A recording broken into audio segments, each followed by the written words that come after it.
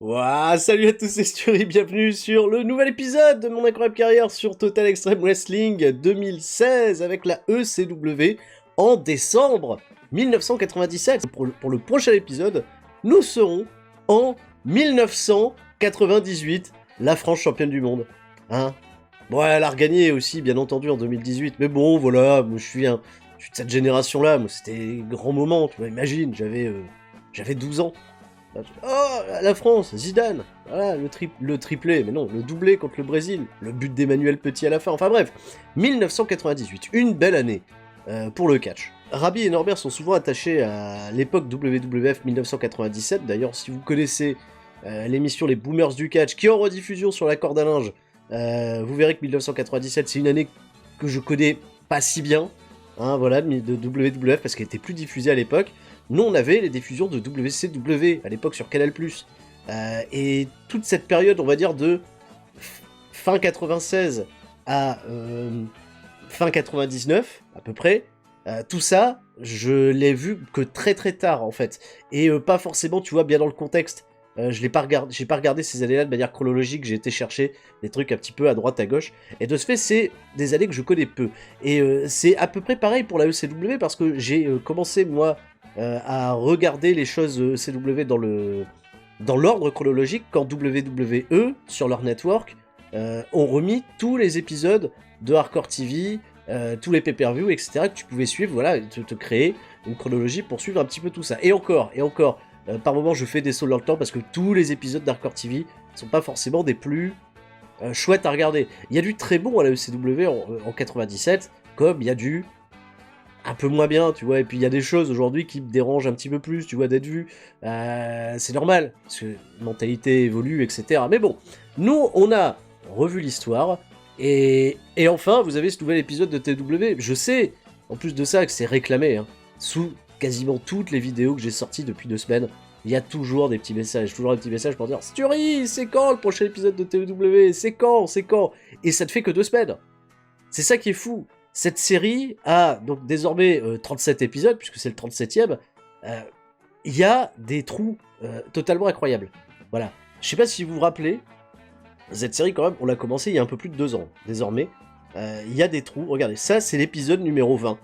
L'épisode numéro 20, je l'ai diffusé le 12 septembre 2018. 12 septembre 2018. 20 janvier 2019. 20, 4 mois plus tard. 4 mois plus tard. La folie, quoi. Et un petit épisode en plus de 35 minutes. Voilà. Et entre l'épisode 21 et l'épisode 22, on voit pas la date, mais je le dis. Oui, monsieur. Eh oui, ça fait 8 mois.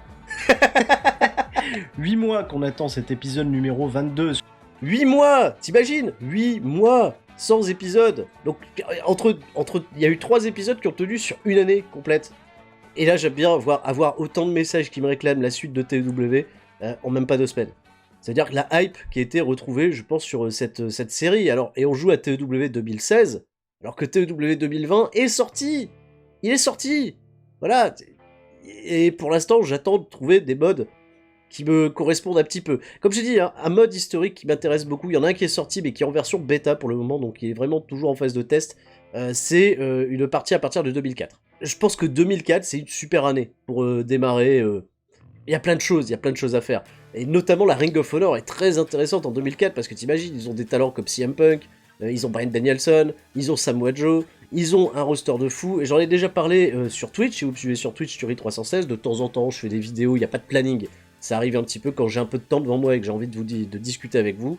J'avais envie de parler de TW 2020 à ce moment-là, et voilà, on s'est dit, tiens, TW 2020, la Ring of Honor en 2004, ça va être un chouette projet. Maintenant, voilà, convertir cette sauvegarde-là dans le 2020, si je veux le faire, tu vois, habilement, ça va être la folie. J'ai pas encore testé. Je vais peut-être faire le test pour la décolle, voir comment ça se transpose, mais je pense que ça va rendre la chose assez injouable. Donc pour l'instant, je reviens avec nostalgie sur le TW 2016, et je pense que ça vous plaît, hein, que je revienne quand même un petit peu avec nostalgie. Bon, cela dit, vous voulez qu'on enchaîne? Très bien. Générique, et on est parti.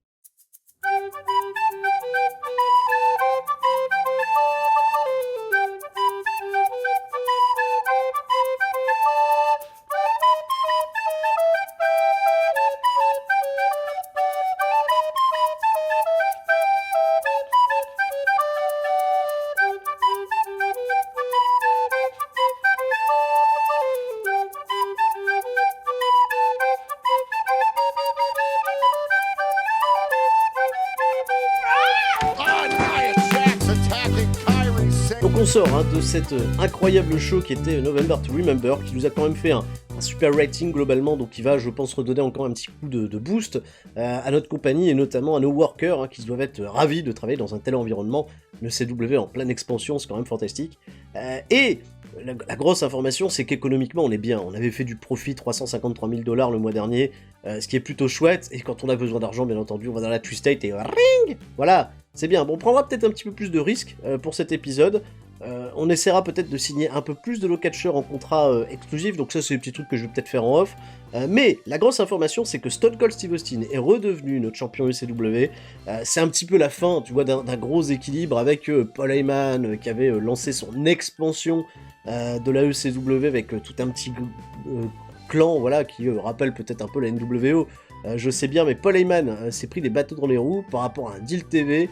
Il s'est retrouvé à vendre à la mauvaise personne, puisque Jesse Ventura est devenu président de la ECW et détient désormais le produit Hardcore TV. Paul Heyman et lui à XTV. Alors, c'est deux shows différents, avec une séparation des rosters très marquée, mais cela dit, les champions, tous les champions, sans exception, ont le droit de passer d'un show à un autre. Alors, ce qui est une chouette stratégie, mais qui fatigue un peu plus les catcheurs qui bossent 2 fois dans la semaine. Vous voyez ce que je veux dire? Surtout qu'il y a les house shows à côté. Mais les house shows rentrent pas trop, tu vois, dans le concept de la fatigue, j'ai l'impression, dans le jeu. Bon, peut-être que je me trompe. Mais je sais que voilà, j'ai des catcheurs aussi qui ne sont pas en contrat signé, comme Psychosis, qui se fatigue énormément, et X-Pac aussi, qui se fatigue énormément, à tel point que j'ai même pas pu l'utiliser sur le pay-per-view. Voilà, il était dans un état bien trop sale pour me faire une performance décente, et j'ai préféré faire Rob Van Dam c'était contre qui? Contre Juventud Guerrera, on a un contrat qui m'a fait une super note de 82, pour donner un title shot réellement à Rob Van Dam, qui affrontera dans le prochain épisode d'Hardcore TV X-Pac. Je vais peut-être même faire de ce match le main event, tout simplement parce que le championnat junior a un très très faible prestige. Et vraiment très faible prestige, il a seulement 59. C'est très bas. C'est très très bas. Donc, bien entendu, ça a continué de semer la zizanie entre Paul Heyman et Jesse Ventura. Il va y avoir quelques petits trucs qui pourraient être bien sympas, vous allez découvrir ça, que j'ai déjà prévu en amont. La chose très intéressante, je pense, j'ai refait la même chose, voilà, un petit screenshot de notre popularité. Notre importance, pardon. Notre importance, la popularité, c'est autre chose. L'importance qui est le plus important, tu vois, à faire évoluer. Deuxième palier atteint, tu vois, on doit avoir 8 régions à 65, après la Twistate à 69, le Mid-Atlantique est enfin à 65. Enfin. New England et South East devraient suivre. Les Grands Lacs, ça va être je pense, un bon appui. Mais j'aimerais beaucoup travailler Mid-South, qui est à 30 désormais. Parce que Mid-South peut m'aider à faire monter Mid-West et South-West, qui sont un petit peu en galère. Et le Nord-Ouest également. Mais Mid-South peut m'aider vraiment à essayer d'améliorer tout ça. Donc, on va y aller tranquillement. On va se faire nos petits shows, on va faire avancer le storytelling. Quand je le peux, bien entendu, je vous fais 1 ou 2 pointes historiques parce que je sais que ça vous intéresse toujours. D'ailleurs, tiens, petit cut, je regarde un petit peu où on était la ECW en 1997, à la fin de l'année, en décembre. Je crois qu'il n'y a pas de pay-per-view en décembre 97. Décembre 1997, il y a le show Better Than Ever, qui, je pense, n'est même pas diffusé en pay-per-view. Si je dis pas de conneries. On a la ECW Arena, 1600 personnes, Philadelphie. Ok, et je vois quand même à quel point on s'éloignait de la réalité vis-à-vis de notre ECW, puisque ECW à ce moment-là a Jerry Lynn, que j'adorerais avoir, Jerry Lynn, mais qui est sous contrat chez WCW, qui est superbe. Jerry Lynn qui fait équipe avec Tommy Rogers. Alors Tommy Rogers, c'est quelques mois auparavant, il me semble en 97 justement, il fait partie de ces échecs de la division Light Heavyweight de WWF. Parce qu'à l'époque, en 97, WWF, ils veulent concurrencer les Cruiserweight de WCW qui sont fantastiques, et il y a cette division Light Heavyweight où il y a des combats entre des mecs pas forcément très bien gimmickés. En fait, tu me dis, WCW, ils avaient vraiment tous les meilleurs à ce moment-là, et c'est Taka Michinoku et le fils de Jerry Lawler qui brille le plus dans le truc, et ils font appel à quelques catcheurs japonais, tu vois, il y a le gars de Sasuke, tout ça, donc ça c'est un peu chouette, mais voilà, et Tommy Rogers après arrive, je pense, pour la fin de sa carrière, puisqu'il doit approcher la quarantaine, chez ECW. Donc Tommy Rogers, c'est pas un catcheur qui va m'intéresser beaucoup, tu vois. Là, je crois qu'il est chez... Il doit être catché peut-être pour Mid-South, Smoky Mountain, je sais pas exactement dans ma partie.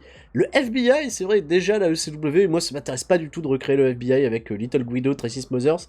Mikey Whipwreck est toujours à la ECW, évidemment. Et affronte Justin Credible, que je veux pas recruter. Je crois qu'il est toujours Aldo Montoya, de toute façon, Just Incredible dans ma partie avec WWF. Al Snow, pas Paul Diamond. Paul Diamond. C'est vrai qu'il y a Al Snow. Al Snow, au moins, on est raccord. Chris Candido, qui, je pense, lui, est toujours sous contrat avec WWF. En équipe avec Lance Storm, qu'on vient de recruter, contre Doug Furnas et Philippe Lafont. Alors, Doug Furnas et Philippe Lafont, c'est une superbe équipe. C'est une superbe équipe dont le travail, je pense, peut être vraiment apprécié au Japon. Ils ont fait des trucs particulièrement fous là-bas. Axel Rotten et Balls Mahoney, nous on n'a pas gardé, parce que problème, backstage, tout ça, ok. Et c'est pour les championnats de la ECW. Les champions par équipe ECW étaient Doug Furnas et Phil Lafont. Tu vois, je savais même pas qu'ils avaient remporté les titres. Ça me parlait pas. Les Dudley Boys battent New Jack et Spike Dudley. Bon bah New Jack, vous savez, hein, et puis Spike Dudley il s'est blessé, donc on l'a même dégagé. Stevie Richards bat Chris Shetty, donc nous Chris Shetty on lui a dit au revoir.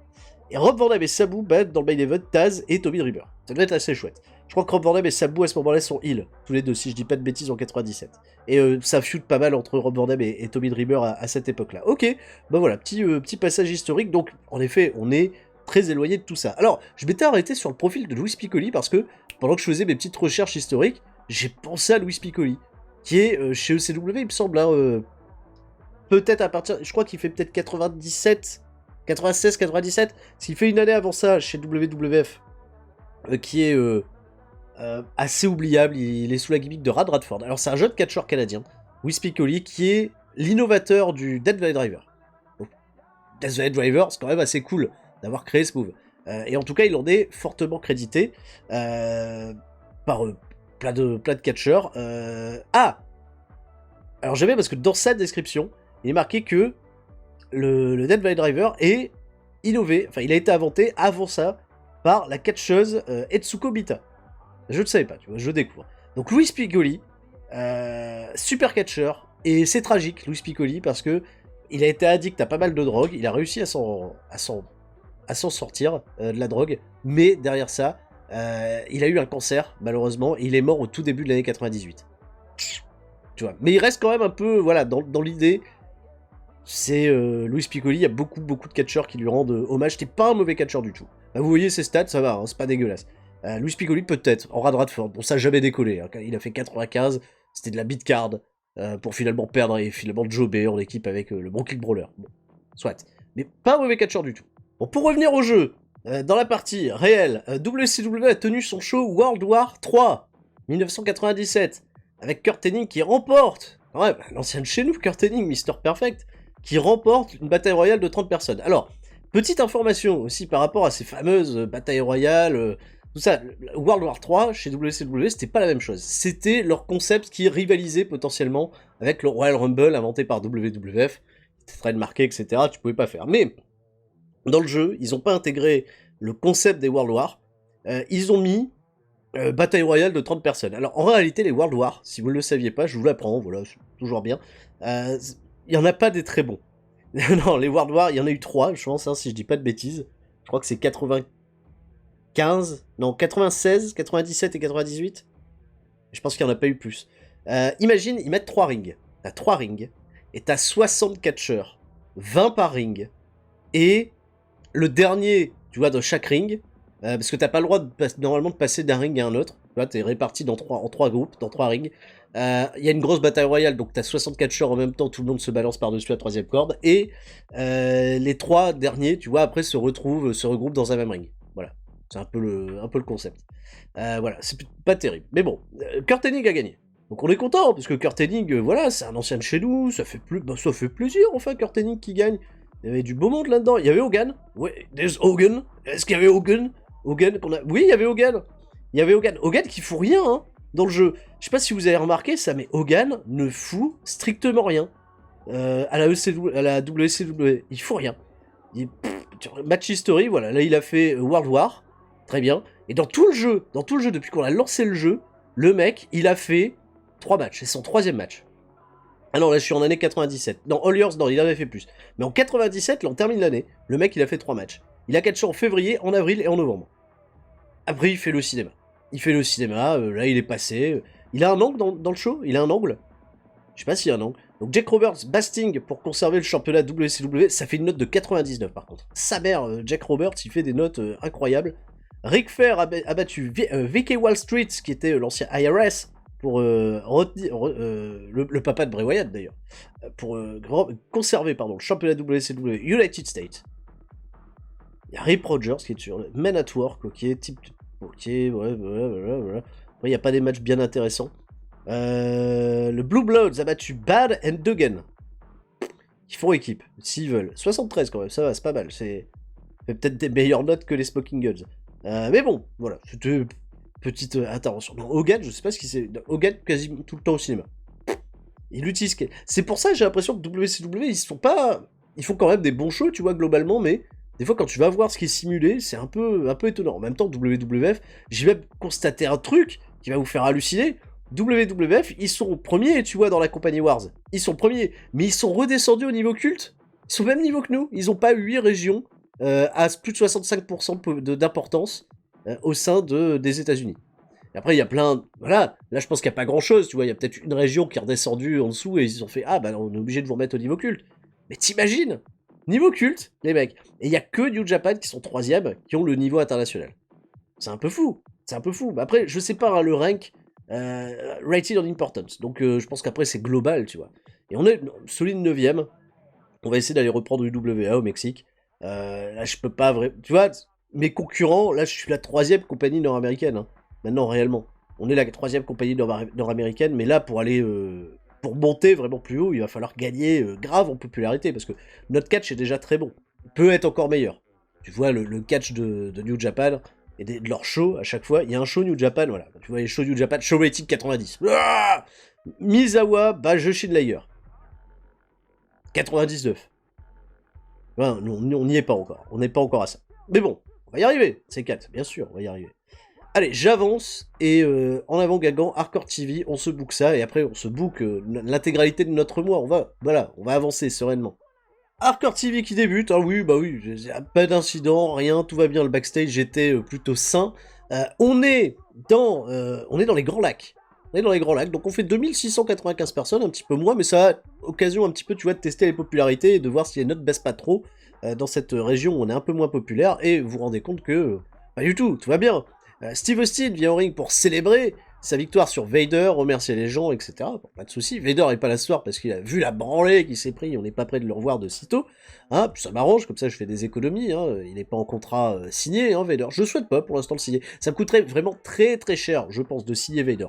Donc pour l'instant je ne le signe pas. Steve Austin vient au ring et il est interrompu dans sa grande déclaration par Terry Funk et le Sandman qui explique à Austin, il a peut-être gagné, mais ça sera un champion de pacotille, quoi qu'il en soit, puisque Funk et le Sandman sont la raison pour laquelle les ratings ont augmenté, que l'expansion fonctionne, et l'expansion ne peut fonctionner que si le champion mondial est un membre de l'expansion, puisque ils ont redonné du prestige au championnat par équipe, Terry Funk et le Sandman, donc ça se compare un petit peu les tailles, et 90, très très bien.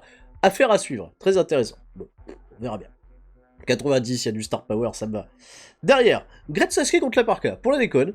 Je suis pas forcément très très ravi parce que ça me fait une petite note de 63, donc là les deux catcheurs sont pas du tout populaires hein, dans les Grands Lacs, mais je pensais qu'avec le catch on allait pouvoir un petit peu mieux sécuriser. Bon 63 c'est pas grave en soi puisqu'on est dans la mid-card. Dans un match qui descend avec un tout petit peu de hit, la Parka bat le Great Sasuke dans ce classique CW Rules match en 12 minutes 20, après un Sky Twister Press.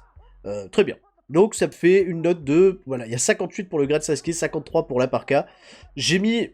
Dans mes Ronald John Notes, j'ai mis que c'était un match high spot, parce que c'est deux luchadors qui ont un petit peu l'habitude d'utiliser voilà, des tactiques un petit peu flashy. High spot, ça passait bien, c'était pas un match trop court, hein, tu vois, trop long, 12 minutes 20. Et de ce fait, le rating sublime, le work rate des deux catcheurs, enfin pas le work rate, la in-ring performance. Donc ça me va très bien. 63. Cara Techno contre Moore et Helms. Alors, match par équipe, pas forcément gros prestige, tu vois, je débarque timidement ma carte, mais c'est pas grave. Parce que là, on baisse, même on arrive à 59.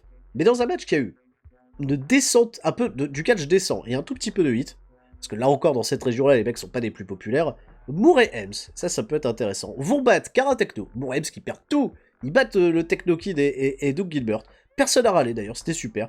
Shane Helms bat le Techno Kid par Pitfall après un surprise roll-up. Donc Flash Pitfall, pour protéger un petit peu Cara Techno dans l'idée. Doug Gilbert a porté tout le monde en termes d'hydric performance, il fait une note de 68 d'ailleurs. Voilà, et la faible popularité de tout le monde aide pas trop. Mais quand même, notre fidèle de 59 Ce qui est pas dégueulasse, vu la région dans laquelle on est. Ça me va. Le dirt sheet est plutôt... Oula, quand même pas mal de moins. Bon, c'est le Techno Kid, voilà. Inconsistance, faible gimmick. Putain, c'est un clubber, quoi, mince. Momentum, bah ouais, alors Momentum, Shannon et Shannonmoore, ils sont pénalisés pour leur faible momentum, mais c'est dans l'idée de leur reconstruire une dynamique, voilà.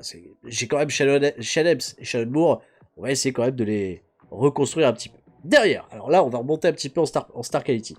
Chris Benoit, qui, je le rappelle, lors de November to Remember, s'est fait trahir par son meilleur ami Dean Malenko, l'homme en qui il avait le plus confiance. Malenko, il en a eu marre, il a trahi Benoit, il l'a powerbombé depuis le stage d'entrée, sur des tables, enfin bref. Et Benoit va mal.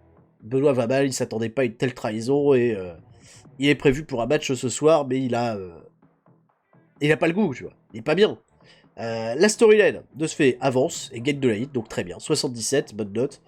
Et derrière, on a Chris Benoit contre Juventud Guerrera. Alors je m'attendais à une meilleure note, mais là encore, et je vois la note de Guerrera 45, faible popularité bien entendu dans les Grands Lacs, ça me fait quand même une excellente note de 78. Joey Styles et Rick Rude travaillent bien à la table des commentateurs. 12 minutes 34, hein, tu vois, match... Alors, j'avais pas de white brawl dans le show, j'ai mis ma white brawl ici. Alors, c'est pas forcément, tu vois, ce qui est le mieux. Bah, Chris Benoit, si, il est très bien. Les white brawl, ça lui va bien. ECW Rosebat, tout ça, ça lui va bien. Juventud Guerrera, par contre, pénalisé for not dealing with the pressure trying to go all out. Vu que c'est white brawl, les mecs doivent tout lâcher et ça va pas trop avec Juventud Guerrera, ce genre de truc. Bonus quand même parce qu'il a un très bon momentum, Juventud Guerrera. Mais pénalisé, il est pas motivé à l'idée de bosser avec Benoît. Ça, c'est quand même bien particulier. 78, ça reste quand même une très solide note. Alors, gros segment, puisque là, on fait un 100. Jesse Ventura, il a vu le segment d'ouverture, il a dit, bon, Sandman, Terry Funk, vous me cassez les pieds. Vraiment. Non mais vous êtes lourd, quoi, les mecs. Vous allez laisser le champion profiter de son truc, quoi. L'expansion, c'est terminé. Y a plus, pourquoi vous parlez encore d'expansion? Voilà, vous êtes une équipe. Et vous n'avez pas à importuner Steve Austin en parlant encore de projet d'expansion avec Paul Heyman. C'est fini, Paul Heyman. C'est fini. Il est plus, il est dans l'autre division là, XTV. Voilà, c'est pour Puerto Rico. Voilà, là, moi, c'est pas intéressant pour moi. Par contre, vous parlez, mais la semaine prochaine, vu que vous en êtes pris à Austin et que vous êtes une équipe, vous êtes des champions, très bien. La semaine prochaine, vous défendrez vos championnats par équipe contre Steve Austin et un partenaire de son choix. Ah bon?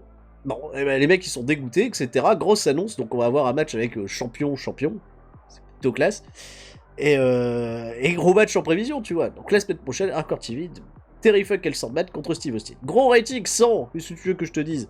C'est parfait, tout va bien, les gens sont à fond. La popularité quand même. Donc très bien, Jesse Ventura. Masterclass. Et enfin, le main event, Rob Van Dam contre X-Pac. Hein, voilà, ça vous fait marrer maintenant. X-Pac, voilà, Spock, voilà, X-Pac. Dans un match qui a eu du très bon catch et une bonne 8, Rob Van Dam a battu X-Pac dans ce ladder match en 17 minutes 38. C'est le main event.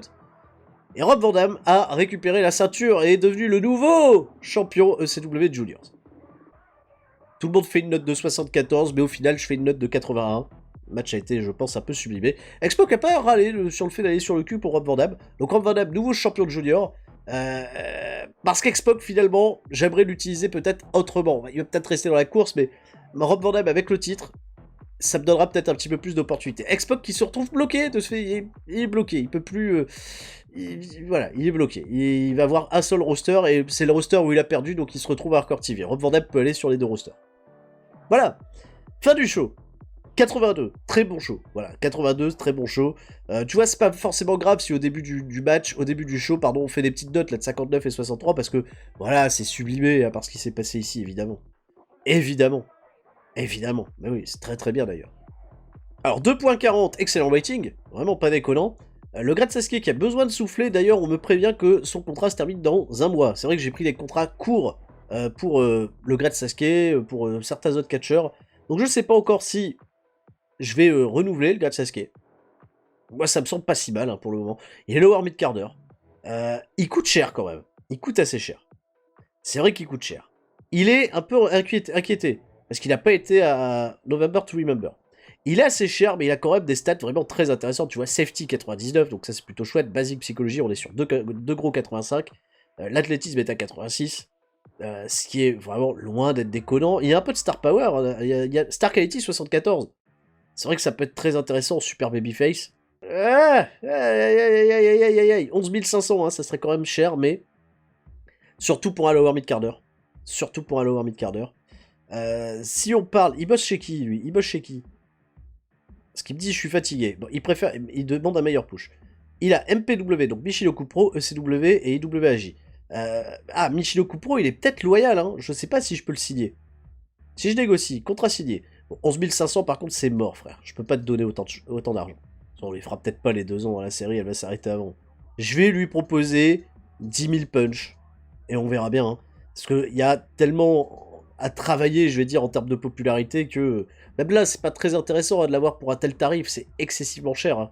10 000 dollars pour le grade Sasuke. Mais bon. C'est une très bonne main. Ça peut être une très très bonne main. Je pense. Hein. Vraiment, sur du long terme, ça peut être une très bonne main. Ah ben oui. Il run MPW. C'est-à-dire, c'est sa compagnie mère. Enfin, c'est lui le... Il est honneur du truc. Ah ouais, donc on pourra jamais l'avoir. Michinoku Pro... Bah oui, c'est lui le propriétaire de la Michinoku Pro. C'est le grade Sasuke.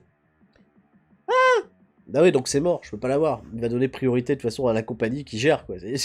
On signe le grade Sasuke. Ah bon? Bah non. Bah voilà, bah c'est tout. Donc non, je peux pas le signer, Bah c'est tout, c'est pas grave, si on le signe pas, je vais renouveler son contrat, on paye par apparence, parce que c'est pas si mal. Mais bon, il va se fatiguer, c'est ça le problème. Je pourrais pas compter dessus, ça peut être une bonne main, voilà, pour prendre des jobs. Tranquillement. Alors je sais que les gens vont râler, hein, s'il prend... Enfin, il va peut-être finir par râler s'il prend que des jobs.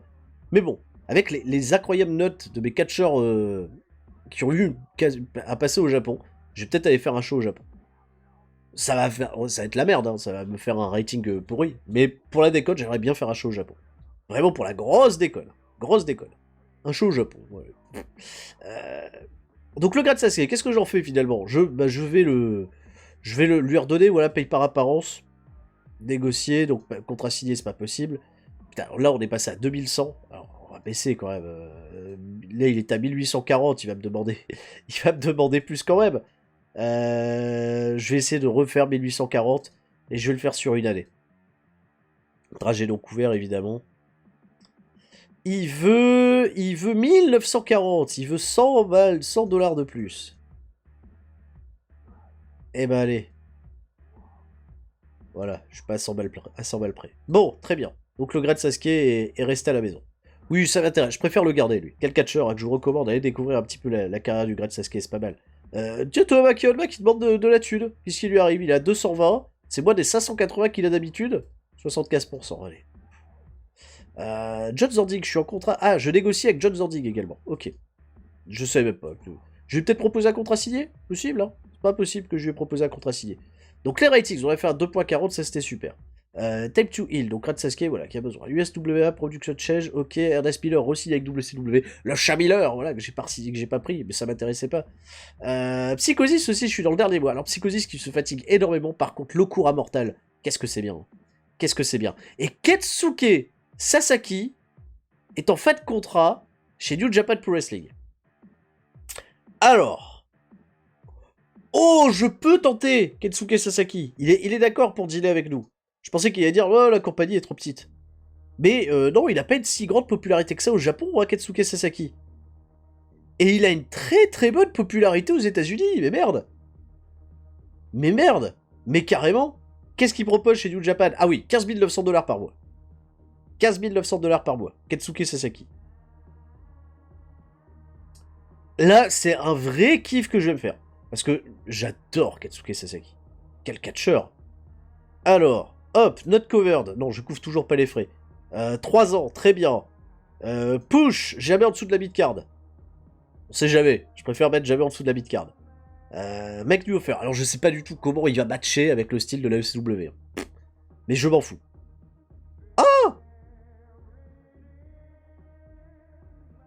Ah, il veut pas donner plus, Paul Heyman. Oh non, Polo, il va me casser mon délire. On va pas pouvoir gérer la Polo. Combien il a dit? 14 560. Bah non, mais on va pas pouvoir concurrencer New Japan. Ah, c'est dur. Je lui donne un plus gros bonus à la signature. Je lui donne plus. Je lui donne 22 000 $. Pour compenser, bien sûr. J'avais un mec new offer. Quoi? Bonus, pas plus de 13 490, mais il viendra jamais, c'est mort, mais Polo! Polo, punaise, mais je suis là, je suis tout excité, je me dis, ouais, on va choper Sasaki. Gros deal, gros truc. Et Polo, il fout tout le bordel, mais Polo! Mais je voulais Sasaki! Ça, c'est horrible, ça, qu'est-ce que tu nous fais, Polo? Combien il a dit? 490. Moi, je suis... Oh la vache, c'est peu. 14 400. Avec le toggle smart, c'est chiant. 14 400...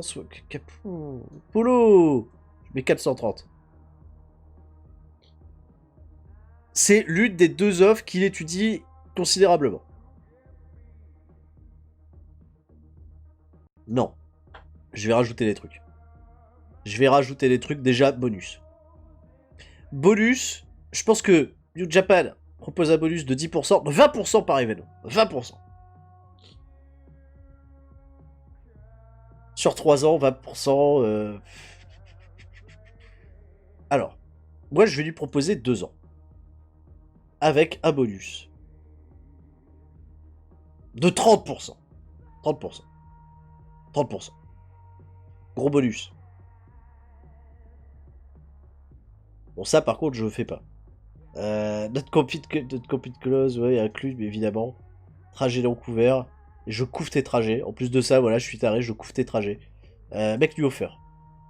Ah! J'ai une meilleure offre. Bah, il a une meilleure offre, donc il va aller chez les autres. Mais oui, mais... Eh, Polo! Polo! Bonus de 50%. Je suis attaré, moi. 50% pour les événements. Mais il dit qu'il a une meilleure offre, mais bien sûr. Mais oui, bien sûr. Mais tout à l'heure, il disait les deux offres se valent. Et là, je rajoute des trucs et il fait...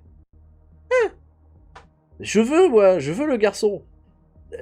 Never lower that upper mid-carder.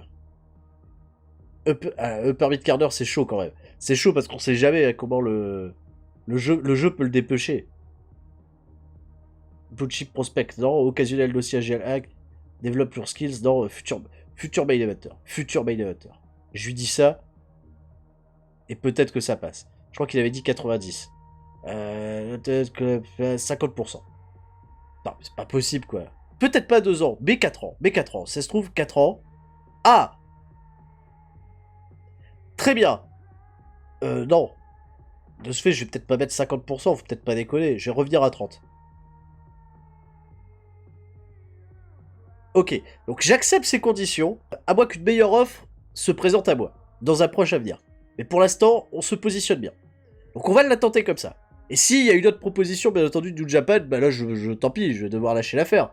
Mais... Katsuke Sasaki, mais Polo, comment tu veux faire des affaires si on peut pas avoir Sasaki? Mais oui. Polo, il a rien compris au business. Il me fait, c'est qui ton japonais? C'est qui, lui? C'est qui? C'est Katsuke Sasaki, Polo. C'est un des meilleurs. Arrête, déconne pas, Polo. C'est qui Sasaki? C'est un mec à Hunter? Mais non. C'est lui, c'est le vrai. C'est le Katsuke Sasaki, si je peux l'avoir. Enfin. Je vous vois là sur le chat, même si c'est diffusé pas en direct. Je sais que c'est... Sasaki! On veut Sasaki! Mais carrément! Mais bien sûr, Katsuke Sasaki à la ECW. Imagine. Katsuke Sasaki Vader. Katsuke Sasaki le Sandman. Tout le monde rêve de ça. Allez, je book XTV. C'est parti. XTV qui commence avec un match dans le pré-show. Oh, pourquoi pas? Match dans le pré-show. Parce que j'avais pas de place pour faire bosser Landstorm qui râlait, qui avait pas été utilisé la dernière fois. Donc Landstorm, alors aussi, on est dans le Southeast. Voilà, ça on sait, vous savez où on est.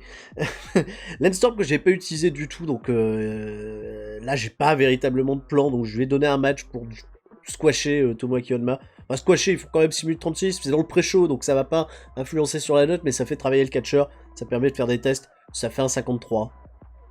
On s'en fout, c'est pas vraiment ce qu'on va retenir. Landstorm fait quand même 52 et Tomoaki Honma 39, alors que je trouve vraiment un bon moyen de travailler Landstorm. Alors, il faut que je me réhabitue aussi avec ce roster d'XTV qui est quand même pas trop mal fourni, et un gros absent, je le dis tout de suite, hein, le vainqueur de la grande storyline entre Tommy Dreamer et Brian Pillman. Brian Pillman n'est pas là, Tommy Dreamer non plus.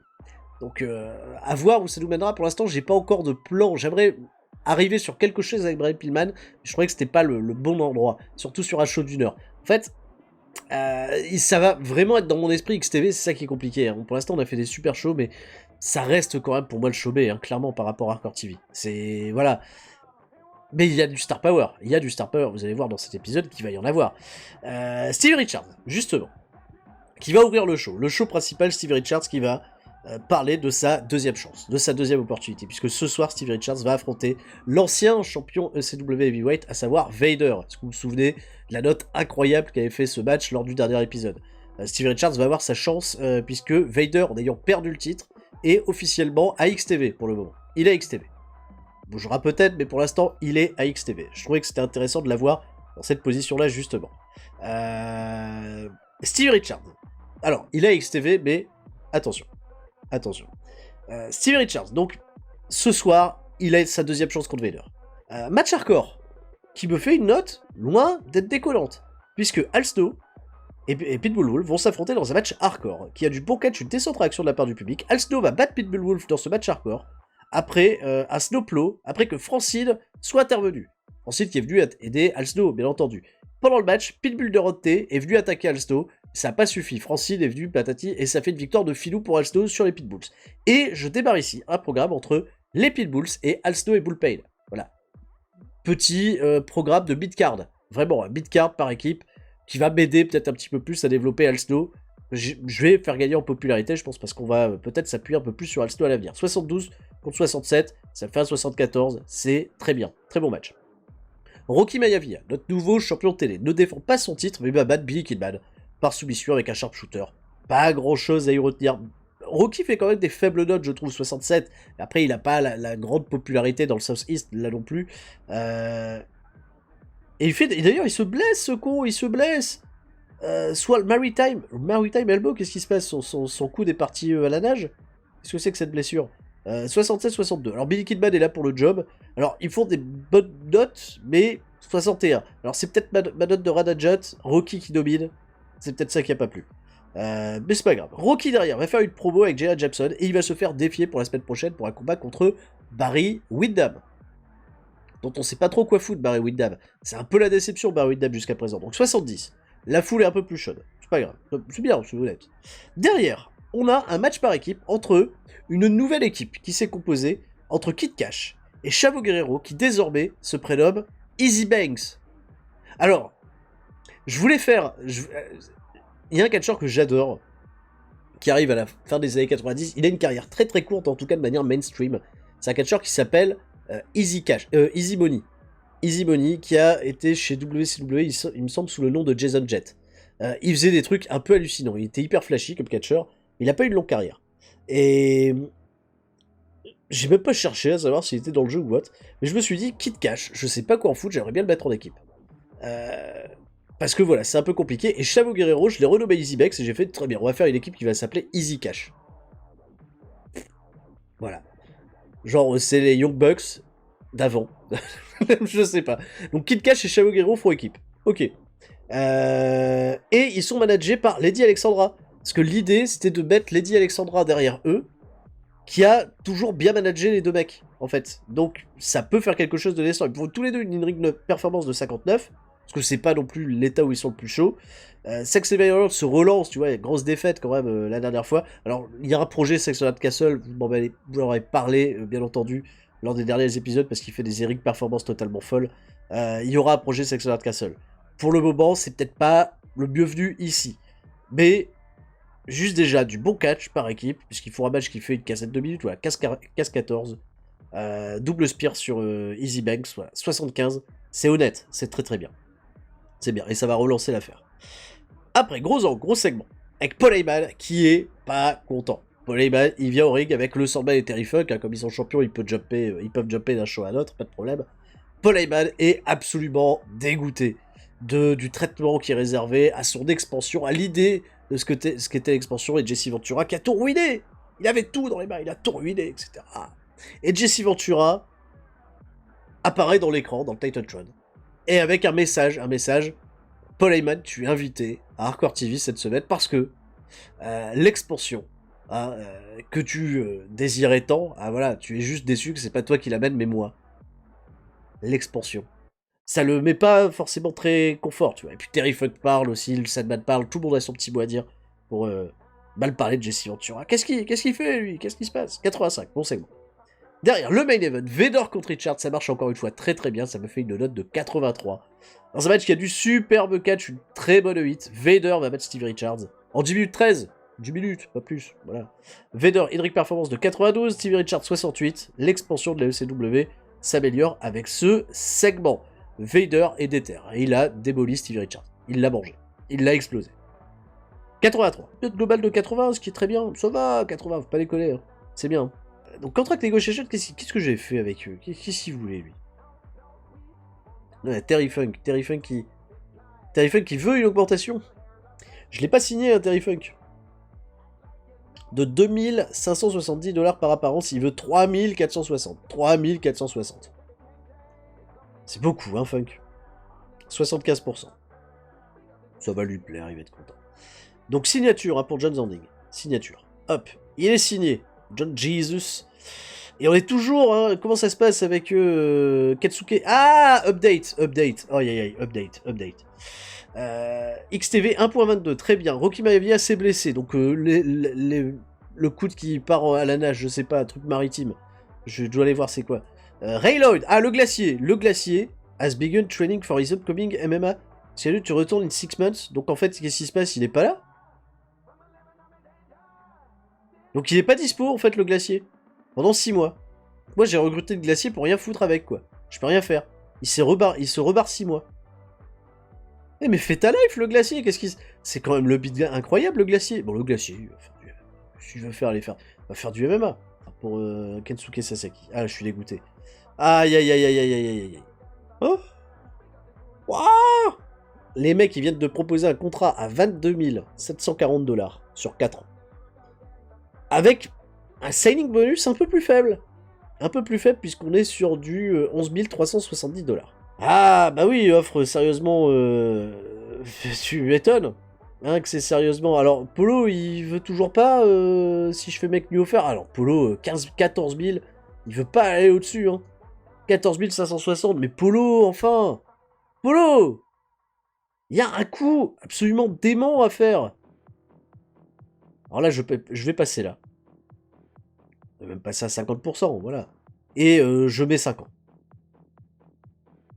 Non, il préfère l'autre offre. Il préfère l'autre offre, hein. Bah oui, bah 22 000 $ par mois, t'imagines? Moi, je peux pas aller à plus de 14 000. Wedge matching. Mais non, il préfère l'offre à côté. C'est une horreur. C'est une horreur. Je peux pas rivaliser, ils voudront pas. Je peux le proposer, mais ça prendra pas. Et par show. Écoute, je te donne 50% de bonus par show. Par show. Non, 30 par show. Qu'est-ce que t'en penses? Non, mais il me dit l'offre est meilleure ailleurs, hein. Je vais lâcher pour Katsuke Sasaki, je suis dégoûté. Hein. C'est peut-être la pire nouvelle de cet épisode. Le fait d'avoir loupé, à cause de Polo, là, qui met des barrières, qui veut pas qu'on donne trop d'argent.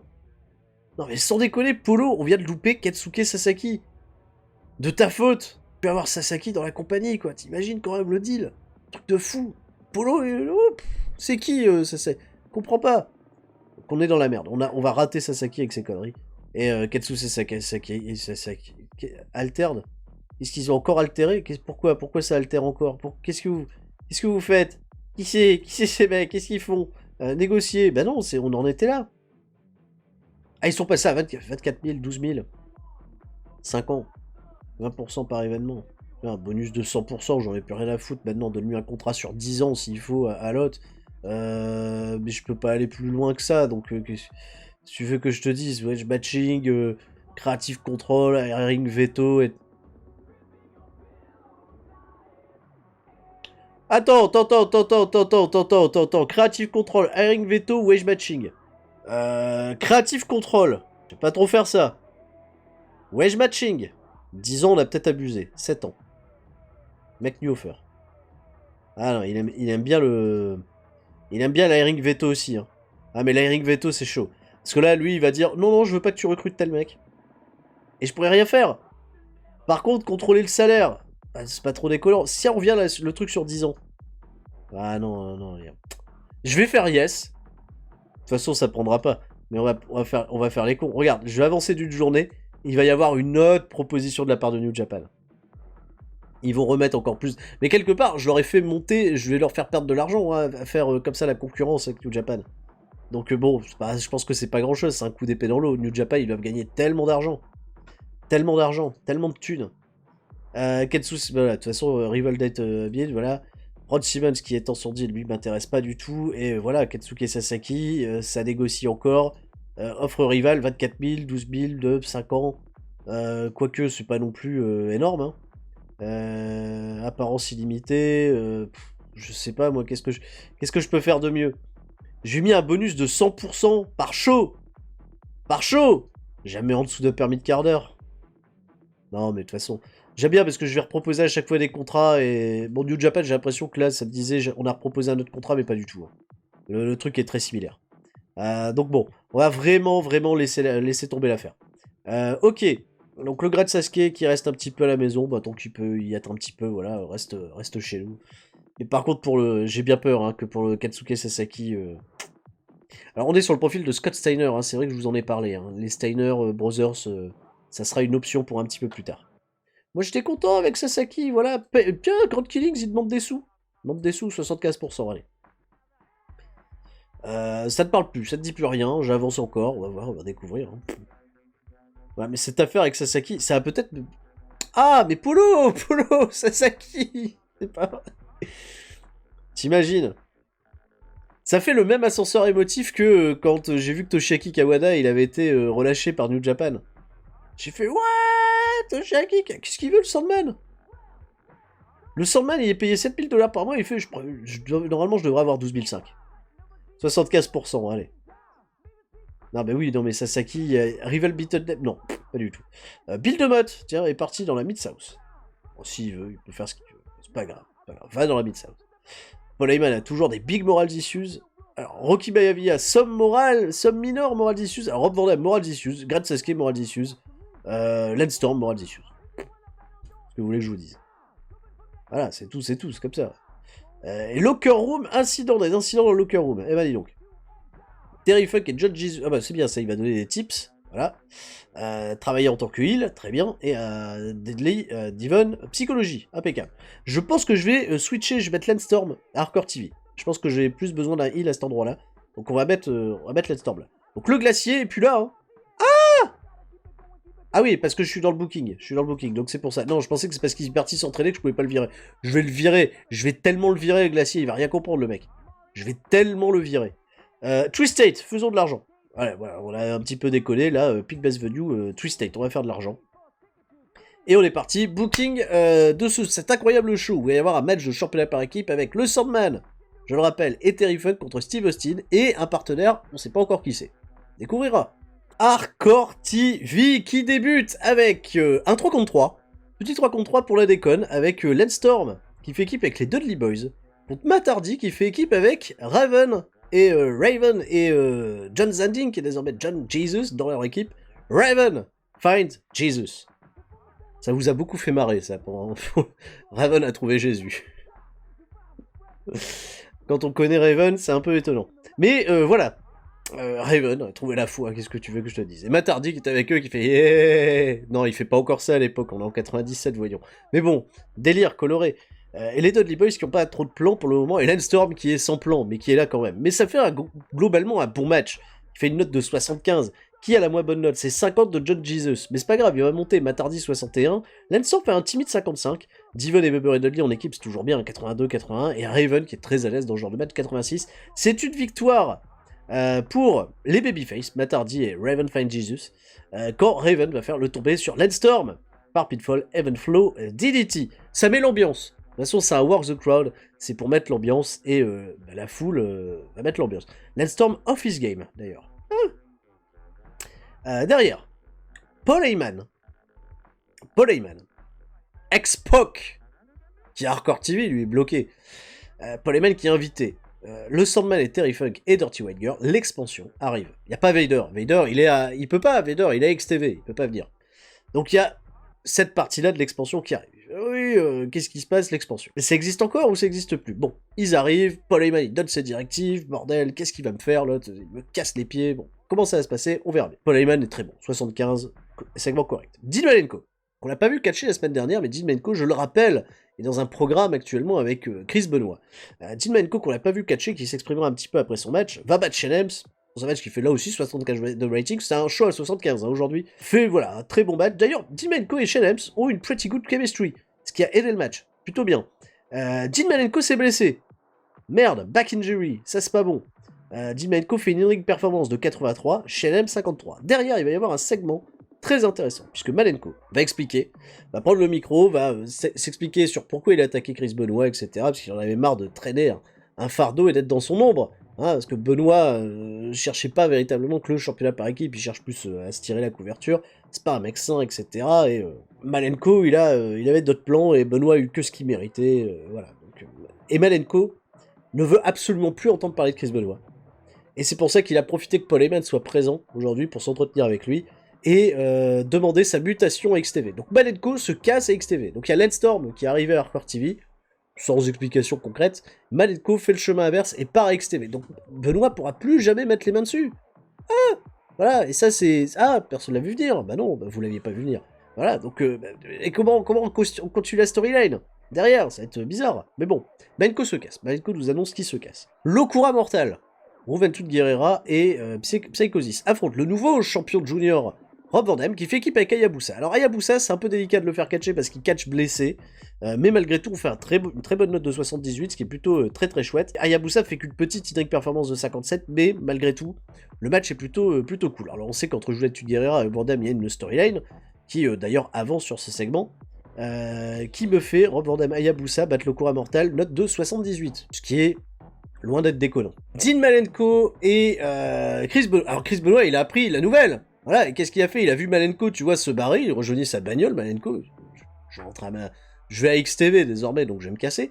Et Chris Benoit, dégoûté, l'a attaqué, en embuscade, etc. Donc il y a bagarre dans le parking lot, il y a des gens qui viennent les séparer. Malenko, il arrive quand même à s'enfuir. Malenko, il arrive à claquer une portière dans la gueule de Benoit, qui est dégoûté. Et Malenko se casse direction XTV. Benoit pourra plus mettre la main, tu vois, sur Malenko. Je peux pas apparaître sur ce show, j'ai pas le droit, tu vois. Donc c'est la guerre. C'est la guerre, là, mais Benoît, il a la rage. 74. Bon, segment honnête, la storyline se poursuit. Alors, pour la grosse déconne totale, parce qu'il fallait un petit match Wild Brawl pour faire un petit match hardcore à la con, alors, bah écoute, j'ai pris Chris Justice, qui est pas un mauvais catcheur hardcore de base, contre le Great Sasuke, qui est pas mauvais en hardcore non plus. Dans un petit match de 7 minutes 27, Chris Justice va gagner le match, avec le Black Hole Slam, 54. Peu importe. 52 pour Justice, 41 pour le Great Sasuke. Alors, Great Sasuke, c'est vrai qu'au niveau de ses notes, bon, pourtant on est dans la Twistate, mais il reste quand même très impopulaire malgré tout. Je regrette pas trop de pas l'avoir signé. Alors pour le prochain segment, qui concerne nos amis Paul Heyman, Jesse Ventura et un troisième larron dont j'ai caché les informations, c'est le segment attendu où Paul Heyman va savoir pourquoi il est invité par Jesse Ventura. Paul Heyman vient au ring, accueilli par Jesse Ventura évidemment, c'est lui qui l'invite, viens ici, j'ai quelque chose dont je vais te parler. Tu sais, Paul Heyman, si je t'ai invité, c'est pas pour rien, hein, parce que, bon, t'as fait des mauvaises affaires hein, financièrement vis-à-vis de la ECW, ah là là, en échappant des deals télé, en partant en procès avec des chaînes de télé. Heureusement que tonton Jesse a racheté tes dettes, a été ton bienfaiteur, sans même que tu le saches, voilà. On repart sur cette histoire compliquée de mouvements financiers, que Paul Heyman n'a pas du tout géré, que Jesse Ventura, tu vois, mis les mains dans le truc, il a fait Mais tu m'as donné une idée. Quand tu voulais dealer avec une certaine compagnie, pour essayer d'étendre la ECW, l'expansion de la ECW, la fameuse. Voilà. Et t'as commencé à faire du business avec un homme qui est basé là sur la côte Est, qu'on connaît bien, qui tient une compagnie qui s'appelle WWF, et t'as voulu ramener des talents. T'as voulu créer quelque chose, tu vois, d'un petit peu nouveau dans le catch, hein, profiter d'une alliance. Hein. Sauf que cette alliance, c'était une bonne idée, ça partait d'un bon sentiment, mais t'es pas le bonhomme pour faire ça. Alors que moi, oui. Et ton expansion de la ECW, c'est pas toi qui va la prendre, c'est moi. C'est moi qui vais m'occuper de cette expansion. Et je vais faire ça de manière super bien. Mais Paul Heyman fait, tu seras incapable de le faire parce que j'ai des contacts que t'auras jamais. Voilà, tu sais, Paul Heyman, il fait, voilà, c'est moi la ECW, tu seras jamais dans l'âme, tu vas dénaturer le produit. Oh là là, dénaturer le produit, Jesse Ventura, mais c'est toi-même. Il voulait dénaturer le produit. Quand Terry Funk est devenu un bon petit toutou, et puis la légende du hardcore qu'il était, quand le Sandman a décidé de se mettre des costards, et puis être la star du hardcore qui fume des cigarettes, etc., et de censurer justement ces excès de violence. C'est toi qui es en train de dénaturer le produit de la ECW. Voilà. Mais j'ai invité quelqu'un. J'ai invité quelqu'un qui assistera à ce grand main event. Annoncé Terry Funk et le Sandman contre Steve Austin et un partenaire de son choix. J'ai invité quelqu'un. Il va rejoindre la table des commentateurs qui observera l'action. Et cette personne n'est nul autre que monsieur Vince McMahon. Vince McMahon à la ECW, pourquoi faire? Qu'est-ce qui se passe? Vince McMahon, il est là. Vince McMahon. Je veux inviter Vince McMahon. Alors pourquoi j'ai Vince McMahon? Déjà, on va se mettre bien. Pourquoi j'ai Vince McMahon? Petit échange, voilà, petit prêt. Je leur ai filé Raven. Raven, j'ai pas beaucoup de plans pour Raven, donc j'ai Raven en prêt. Et WWF, il me prête Vince McMahon pour 5 apparitions. Voilà. Donc, histoire de faire progresser un petit peu mes storylines avec tous mes angles d'autorité, tout ça, qui vont se poursuivre d'ailleurs, vous allez voir. Vince McMahon, oui, bonjour, qu'est-ce qui se passe? Oui, je suis en deal avec Jesse Ventura. Très bien, Jesse Ventura, on se connaît bien depuis des années.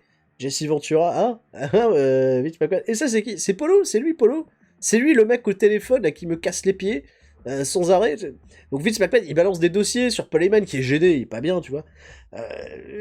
Non, je vais venir observer ce qui va se passer, etc. Et puis, un peu voir tous ces beaux talents de la ECW. Et Vince McMahon vient s'asseoir à la table du truc. Ah, les gens, qu'est-ce qui se passe? Bon, 80, ce qui est honnête, Vince McMahon, struggle when going off script. Il est pas hyper à l'aise avec l'idée d'aller en dehors du script. Il est pas très bon. Jesse Ventura, par contre, très très bien. Paul Heyman, excellent. Voilà. Mais Vince McMahon, faut voir, 97, il n'y a pas encore le délire de Monsieur McMahon. Réellement, il arrive que maintenant, tu vois, avec le Screwjobs. Sauf que là, il n'y a pas eu le Screwjob. Là, on est en décembre. Bret Hart, il est toujours à la WWF. Voilà, c'est un univers parallèle. Donc peut-être que le personnage machiavélique de Monsieur McMahon n'explosera jamais. Donc Vince McMahon, propriétaire de la WWF, il est présenté en tant que tel, vient assister au main event. Et justement, on y est, c'est parti. Steve Austin va choisir Chris Benoit comme son partenaire. Ah oui, il va prendre Chris Benoit comme partenaire. Il va voir Benoit, il va faire. Ouais, je vois tu boudes avec Malenko, allez viens faire équipe avec moi.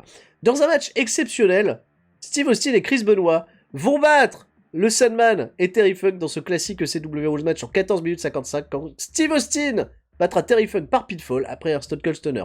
Pendant le match, Vince McMahon, qui est à la table des commentateurs, a attaqué Terry Funk. Parce que Terry Funk le provoquait, etc. Et Vince McMahon, il lui a mis un nion. Et Steve Austin et Chris Benoit sont devenus les nouveaux champions par équipe de la ECW. Et double ceinture pour Steve Austin. Et l'expansion n'a plus aucun titre. Et oui, le Sandman était le weak link dans ce match. Un petit peu baissé les performances de tout le monde. Benoit fait 87, Austin 93, Terry Funk 90, Sandman 71, pour une note globale de 82. Gros match par équipe, l'intervention de Vince McMahon. Voilà, il est là. Vince McMahon en 97 qui va aider Austin. Et Benoit. Évidemment. Mais donc, avec cette information de ces nouveaux champions par équipe, le Sandman et Terry Funk, ils ont plus leur titre. Donc ils peuvent plus aller d'un show à un autre. Mais Austin, il peut y aller doublement déjà. Mais Benoît, il peut aller à XTV. Il peut aller à XTV. Et Malenko doit se chier dessus. C'est la fin de ce show. Une note de 82, grosse note pour la fin. Et une note de 80 finalement. Impeccable, voilà. Vince McMahon à la ECW. Pour la déconne. Voilà, pour la grosse déconne. Pas une grosse plus-value. Mais ça m'a pas coûté si cher d'avoir Vince McMahon finalement. Mais en même temps, voilà, il a pu... Alors, bon. Alors ça, c'est pas bon. Parce que Dean Malenko s'est blessé. Back injury. Après un move botché de Shane Helms. Donc c'est à cause de Shane Helms que Malenko est blessé. Et ça, c'est peut-être pas bon. Matt Hardy ne connecte pas avec les fans selon Raven. S'il savait. Steve Austin. Psychosis ne connecte pas avec les fans. Mais super Psychosis, arrête Austin, qu'est-ce qui t'arrive? 2.65 de TV rating, exceptionnel. Psychosis a besoin de souffler, le Great Sasuke a besoin de souffler, et Dean Malenko, c'est blessé. Alors là, cette affaire entre... Alors Malenko, j'ai peur qu'il y ait de la morale disuse ou qu'il y ait du bif entre les deux hommes. Parce que Shane Helms, c'est pas toujours un saint. Alors, medical, ça me fait peur. Alors Dean Malenko, back injury, 2 mois 2 mois est totalement out, et c'est 9 jours pour Rocky Maivia, j'avais pas vu, Solène Maritime Elbow. 2 mois pour Malenko. Ma storyline est plantée, là. 2 mois pour Malenko, le bâtard. Ah ouais, chaud. Chaud, chaud, chaud, chaud, chaud. Hein. Ah, c'est pas bon. C'est pas bon du tout. Ah merde, 2 mois et 3 semaines pour Malenko. Rocky Maivia 9 jours, donc on va pouvoir le récupérer un petit peu plus tard. Rocky Maivia qui était censé affronter cette semaine Barry Windham. Ça va pas se faire. Ah là, c'est un coup dur. Terrible coup dur pour cette storyline qui partait bien. Malenko Benoît, 73. Ah, ça a baissé, surtout que là, Malenko, je peux même plus du tout l'utiliser. Hein. Bon, très complexe, très complexe. Malheureusement, là, je peux absolument rien faire. Bah écoutez, je vais avancer. Je vais devoir réfléchir à quelque chose. XTV, c'est demain soir. Bon, bah. À l'impro, hein, qu'est-ce que tu veux. Bref, la suite. Bon, bah comme ça c'est fait, j'en parle maintenant. Voilà, Katsuke Sasaki est officiellement chez New Japan Pro Wrestling. Hein? Bien, voilà. Ça, on n'a pas à y revenir dessus. Voilà, il a signé exclusivement avec New Japan Pro Wrestling. Mike Yoda, en fait, contrat avec WWF. Mike Yoda qui est un bon arbitre. Très bon arbitre. Qu'est-ce qu'on propose chez WWF? 2100 $ par mois. 2100 $ par mois. Pour Mike Yoda. On va proposer un petit 2200. À Mike Yoda. Pour venir arbitrer. À la ECW. Qu'est-ce qu'on en pense, Mike Yoda, qui est un très très bon arbitre, référing Ah non, 69, pas terrible en fait. C'est pas super. Je pensais qu'il avait un bien meilleur arbitrage. C'est quand même décent, je pense. Je sais plus, qu'est-ce qu'ils foutent mes arbitres qui j'ai en arbitre, moi? John Finnegan. John Finnegan, il a combien en arbitre? Ah oui, 86, super arbitre, John Finnegan. Et je lui propose pas un contrat signé, moi, à Finnegan. Ah bon. Négocier. Ah oui, 3400. On peut lui donner. Hein. Je ferai des économies. C'est vrai que je devrais signer mes arbitres. Je devrais les signer. Bon, je vais signer mes arbitres et puis je vais aller faire XTV. Et puis on a pris Makioda, comme ça ils travailleront un petit peu moins. J'ai pas tant d'arbitres que ça, c'est pour ça. Hein. Ça fera toujours pas de mal. Bien! Alors, ça a bien commencé, c'est déjà cette affaire de Hardcore TV, de XTV, pardon. Puisque déjà j'ai un incident backstage qui concerne Rob Van Dam et Vader. J'ai un peu peur de ce qui va se passer. Rob Van Dam a été... Ah non, ça va, il est amené à la cour. Devant les autres catcheurs. Bah oui, parce que c'est pas Terry Funk qui fait la cour, c'est Vader ici. C'est Vader. XTV, Vader. Le juge Vader. Oui, parce qu'il est un petit peu trop... Il se la pète un peu trop, Rob Van Dam. Mais c'est vrai, il faut le calmer. Et Vader l'a rendu coupable. Et lui a dit de rester silencieux pour le reste de la nuit et d'acheter à boire pour tout le monde après le show. Bah Vader, il est bien en juge aussi. Hein. Un bon juge, Vader. Rob Van Dam améliore sa behavior, donc il améliore son comportement et son... Il va être un petit peu plus humble après cet incident. Bah c'est bien ça, si Vader il peut s'occuper. On peut pas faire un truc, faire un medley entre Vader et Rob Van Dam pour qu'ils deviennent amis, pour que Vader s'occupe bien de Rob Van Dam. Non, aucun effet. Je sais pas. Je devrais refaire des medleys, hein, essayer de recréer quelques bonnes affinités entre certains mecs. Ce qui pourra toujours aider. Le locker room rating est pas très bon hein, chez AXTV, il est que de 74. Mais bon, ça ira. On peut faire quand même quelque chose de décent. Allez, on est parti pour se booker ce show. C'est parti. Et c'est le début de XTV, un épisode qui va encore avoir son lot de rebondissements bien fantastiques. Alors déjà, on continue une storyline qui avait commencé la semaine dernière avec un combat entre Pitbull Wolf et Al Snow, puisque cette fois-ci, c'est Bullpain et Pitbull Durante qui vont s'affronter dans un match hardcore. En 9 minutes 23, Bullpain va battre Pitbull Durante après une intervention d'Al Snow cette fois-ci, donc on se rend la monnaie de la pièce. Alors Bullpain, petite note de 48, Pitbull Durante fait 67, et ben la note finale fait 67, donc ce qui est pas si mal.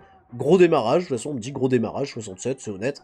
La storyline se poursuit entre les deux équipes qui s'affronteront, je pense, un petit peu plus tard. Derrière, gros segment. Puisque Paul Heyman est dégoûté. On est à XTV, il a vu Vince McMahon la semaine dernière, il n'est plus mes champions. Il a plus personne de l'expansion, à part Vader. Voilà, il a Vader encore avec lui. Et il vient au ring seul, Paul Heyman, il est pas content, tout ça, et Paul Heyman va se faire interrompre par les nouveaux champions par équipe, Chris Benoit et nul autre que monsieur Stone Cold Steve Austin. Alors, le problème, c'est que Benoit, normalement, est censé feuder avec Malenko, mais j'ai plus Malenko, pendant au moins 2 mois.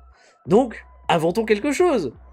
Paul Heyman, qui est frustré, dit « Écoutez, comme la semaine dernière, Jesse Ventura, il a obligé les champions par équipe à défendre contre le champion du monde et un partenaire de son choix, et bien ce soir, vous allez défendre vos ceintures de champion par équipe, je vais vous mener la vie dure contre Vader, l'ancien champion du monde, hein, voilà, que tu connais bien aussi, et qui a bien envie de se venger. et un partenaire qu'il s'empressera de trouver. Voilà. Donc Vader et quelqu'un contre Austin et Benoît ce soir. Déjà, rien qu'annoncer ça, c'est super. 90. Et la storyline, bien entendu, de l'expansion de la ECW avance et gagne de la hit. Évidemment, de la hit, bien sûr. Derrière, Christian Cage et Sexton Castle, ils sont backstage, tranquille, voilà, tout va bien. Ils ont un match en revanche contre Easy Banks et Kid Cash. Voilà, ils ont un petit match revanche comme ça pour la déconne. Et Kara Techno se pointe. Kara Techno se pointe. Salut, c'est Kara Techno. Ils arrivent avec de la techno. Et Karate Kid, voilà, karaté pour Doug Gilbert et de la techno pour Techno Kid. Et les mecs, on est invité à XTV. Désormais on est à XTV. Kara Techno is XTV, tu vois, c'est comme NXT, mais c'est XTV, tu vois. Bon, bref.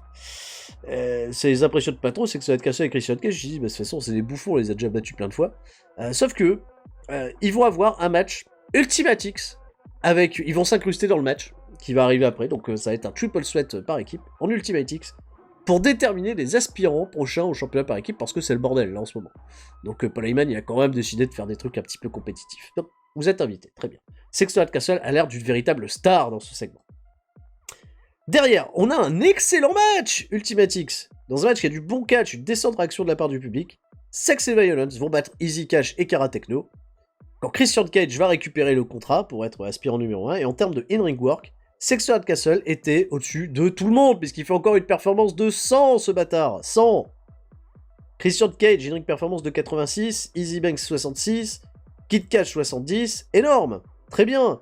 Sexton Castle a brillé dans ce match, parce qu'il est très bon, voilà, et Kara Techno, ils sont bien aussi, voilà. Et puis tout le monde, ça va bien, c'est un bon match, c'est très bien. Doug Gilbert fait 47, un peu moins bien Doug Gilbert. Techno Kid 49, ouais Doug Gilbert, pas bien, hein. Pas terrible Doug. Doug était un peu moins bien. Pourtant, on est XTV... Putain, oui, on est à New York, hein, on est dans la Twist-State encore. J'ai même pas fait gaffe, on est dans la Twist-State. Plein du monde. Vraiment petite note pour Doug Gilbert, mais note de 81 global. Énorme note. Très bon match. Le partenaire mystère de Vader. Vous le voyez à l'écran. C'est nul autre que monsieur Brian Pillman. Qu'on n'avait pas revu depuis qu'il a battu Tommy Dreamer. Il y a XTV, bah oui, il y a XTV Brian Pillman. Brian Pillman et Vader associés, idée de Paul Heyman, pour aller dans un main event totalement inédit. Note 2, 92. Peut-être le plus grand match de l'histoire de la ECW vient de se dérouler là, à XTV. Dans un match décrit comme exceptionnel, Vader et Brian Pillman vont battre Steve Austin et Chris Benoit. Dans ce match classique ECW Rule Match, donc 17 minutes 25, quand Vader va battre Benoit par soumission. Vader et Pillman remportent ainsi les championnats par équipe de la ECW et deviennent les nouveaux champions par équipe, et oui! Pillman et Vader. Ce titre bouge dans tous les sens, il gagne en prestige, match tag deviennent forts. Et voilà, et Steve Austin, un peu office game, Steve Austin, voilà. Steve Austin, il est office game, il fait une note de 92. Hein. Moi, tu peux être office game bien plus souvent, et pas de problème. Tout est terrible! Et bien entendu que la storyline gagne encore plus de hits, puisqu'on a des matchs d'une qualité incroyable. C'est le meilleur match qu'on ait fait, je pense, de l'histoire de la ECW, match par équipe. Benoit et Austin contre Pillman et Vader. Imagine le bordel. Pourquoi on attend aussi longtemps pour faire ce genre de match avec les championnats par équipe? Il va exploser le championnat par équipe. Note de 87, est-ce que c'est pas le plus gros show de l'histoire de la ECW? Ce match par équipe avec Pillman qui, enfin, est face à Austin. Enfin, je l'ai gardé de côté, dans un match tag, encore de 1 contre 1. Mais enfin, les mecs qui se sont croisés, ils ont fait alors, hein? Bon. Donc très bien. Donc voilà le bordel. Et Paul Heyman fait toujours la gueule alors que t'as vu quand même le truc, c'est le bordel, c'est génial. Le championnat World est à 90, les championnats par équipe 90 aussi. Hein. Vader, Pillman, gros bordel. Alors Rocky Maivia il s'est même pas pointé. Barry Windham, on a même pas fait le segment, j'ai rien fait du tout pour justifier quoi que ce soit. Ils étaient censés s'affronter, Rocky blessé. Et Rob Van Dam 64, il va falloir faire monter un petit peu la petite note de Rob Van Dam. Steve Austin opinion, Pudbel Durante ne connecte pas avec les fans. XTV fait 1.19. Kensuke Sasaki. Bah oui, mais je sais ça. Je sais qu'il est parti. Et WWF, ils ont fait une nouvelle offre à Mike Chioda. Ils veulent le garder. Ils veulent garder Mike Chioda. Ils lui ont filé plus d'argent. Bon bah écoutez, filez-lui plus d'argent parce que il n'avait pas finalement une si bonne note que ça. Et j'ai négocié avec un autre arbitre, d'ailleurs. Voilà, je ne dis pas qui, vous le découvrirez, j'ai négocié avec un autre arbitre plutôt intéressant. Il y a une bonne note. Allez, avant XTV, on va avoir quelques incidents backstage. XTV, Hardcore TV, avec Steve Austin. Qu'est-ce qui se passe? Steve Austin gave Locker Room a lift, voilà. Voilà, il a appelé, il a amené à boire pour tout le monde. Oh, bah qu'est-ce qu'il est gentil, Steve Austin. Bah c'est gentil, ça. Ah, oula, Shelem, c'est Vader. Ah, mais Vader, désormais, lui, il fait la cour pour tout le monde. Hein. Terry Funk, ça y est, il fait plus le tribunal, Terry Funk, ça le gave. Donc Shelem, amené devant la cour. Parce qu'il a pris un de ses partenaires un petit peu tard sur la route, voilà. Et bah tu vas payer les repas de tes partenaires de route pendant les 3 prochains shows. Voilà. Surtout que là, on est un peu plus loin, on fait un show dans la Mid-South. Et un incident avec Vince McMahon et Danny Doring. Danny Doring dont on se branle royal. Tu vois, c'est le jobber par excellence. Le mec a réussi à avoir un incident avec Vince McMahon qui vient là en invité, tu vois. Bonjour Vince McMahon. Oui, très bien, un incident. Qu'est-ce qui se passe? Oh, Vince McMahon a pris Danny Doring sous son aile en tant que protégé. Le mec il s'est dit, Vince McMahon, il est venu à la ECW, il a vu tout le roster. Et il a dit lui, il a dit, Danny Doring, tu seras the next big thing. Voilà, il a pris en dessous son aile en tant que protégé. C'est incroyable, c'est impensable. Mais bon, c'est comme ça, qu'est-ce que tu veux. Et petit locker room, hein, mine de rien, parce qu'on a qu'un 81. Alors qu'il y a quand même tellement de choses positives. Tellement de choses positives. Mais Jesse Ventura et Vince McMahon, en réalité, ne s'aiment pas.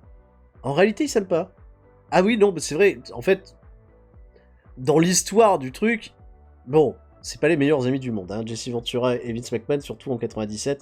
C'est plus tard que ça va un petit peu se démêler, mais c'est loin d'être... Non, parce que Jesse Ventura, ça a toujours été un mec à vouloir exposer, tu vois, les mauvaises choses du business de McMahon. Moi, je me suis dit, là, pour l'histoire, c'était marrant d'amener McMahon avec Jesse Ventura. Bon, de toute façon, on a refait toute l'histoire, donc qu'est-ce que tu veux à un moment.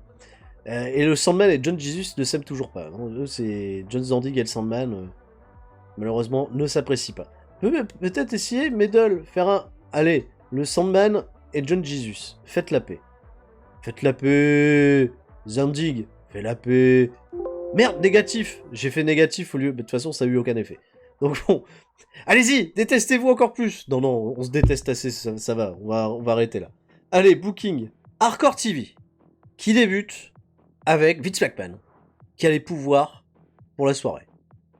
Jesse Ventura est pas là, Vince McMahon. Oh, écoutez, moi je suis invité, autant décider un petit peu de comment ça va se passer à ce bordel, parce que oh, j'ai regardé la ECW ces derniers temps.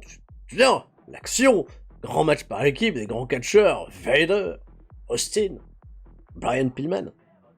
Très bien. Impeccable. Bon, Vince McMahon. Hein. Et voilà. Mais on va arrêter les rematchs avec Austin. Parce que Austin se pointe, Vader et Pillman, champion par équipe. Non, Austin, ce soir, tu vas pas recourir après le championnat par équipe.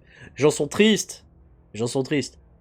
Puisque ce dimanche, qui est d'ailleurs même ce samedi, pardon, ce samedi, tu vas devoir, Steve Austin, défendre ton championnat du monde. Tu l'as pas défendu. Voilà. Donc, je vais déterminer des aspirants numéro 1 à ton championnat ce soir. Mais, attention, Pillman et Vader, parce que vous avez été bons, vous avez été très très bons, mais vous allez avoir un match par équipe juste derrière. Donc 98, c'est plutôt bien, donc Austin, lui, va partir de son coin, mais entre Vader et Austin, ça va se péter la gueule encore un peu plus. Le segment gagne de la hit, parce que 90, on est très très bien. Vince McMahon underperformed, c'est pas un superbe... super promo guy, etc. Il est pas particulièrement bon hein, dans ce domaine en 90, fin 97, c'est pas... Voilà, c'est McMahon.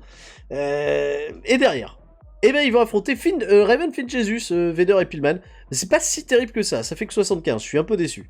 Parce que John Jesus fait une petite note de 43, Vader gros 84, Pillman gros 85, Raven un petit 72.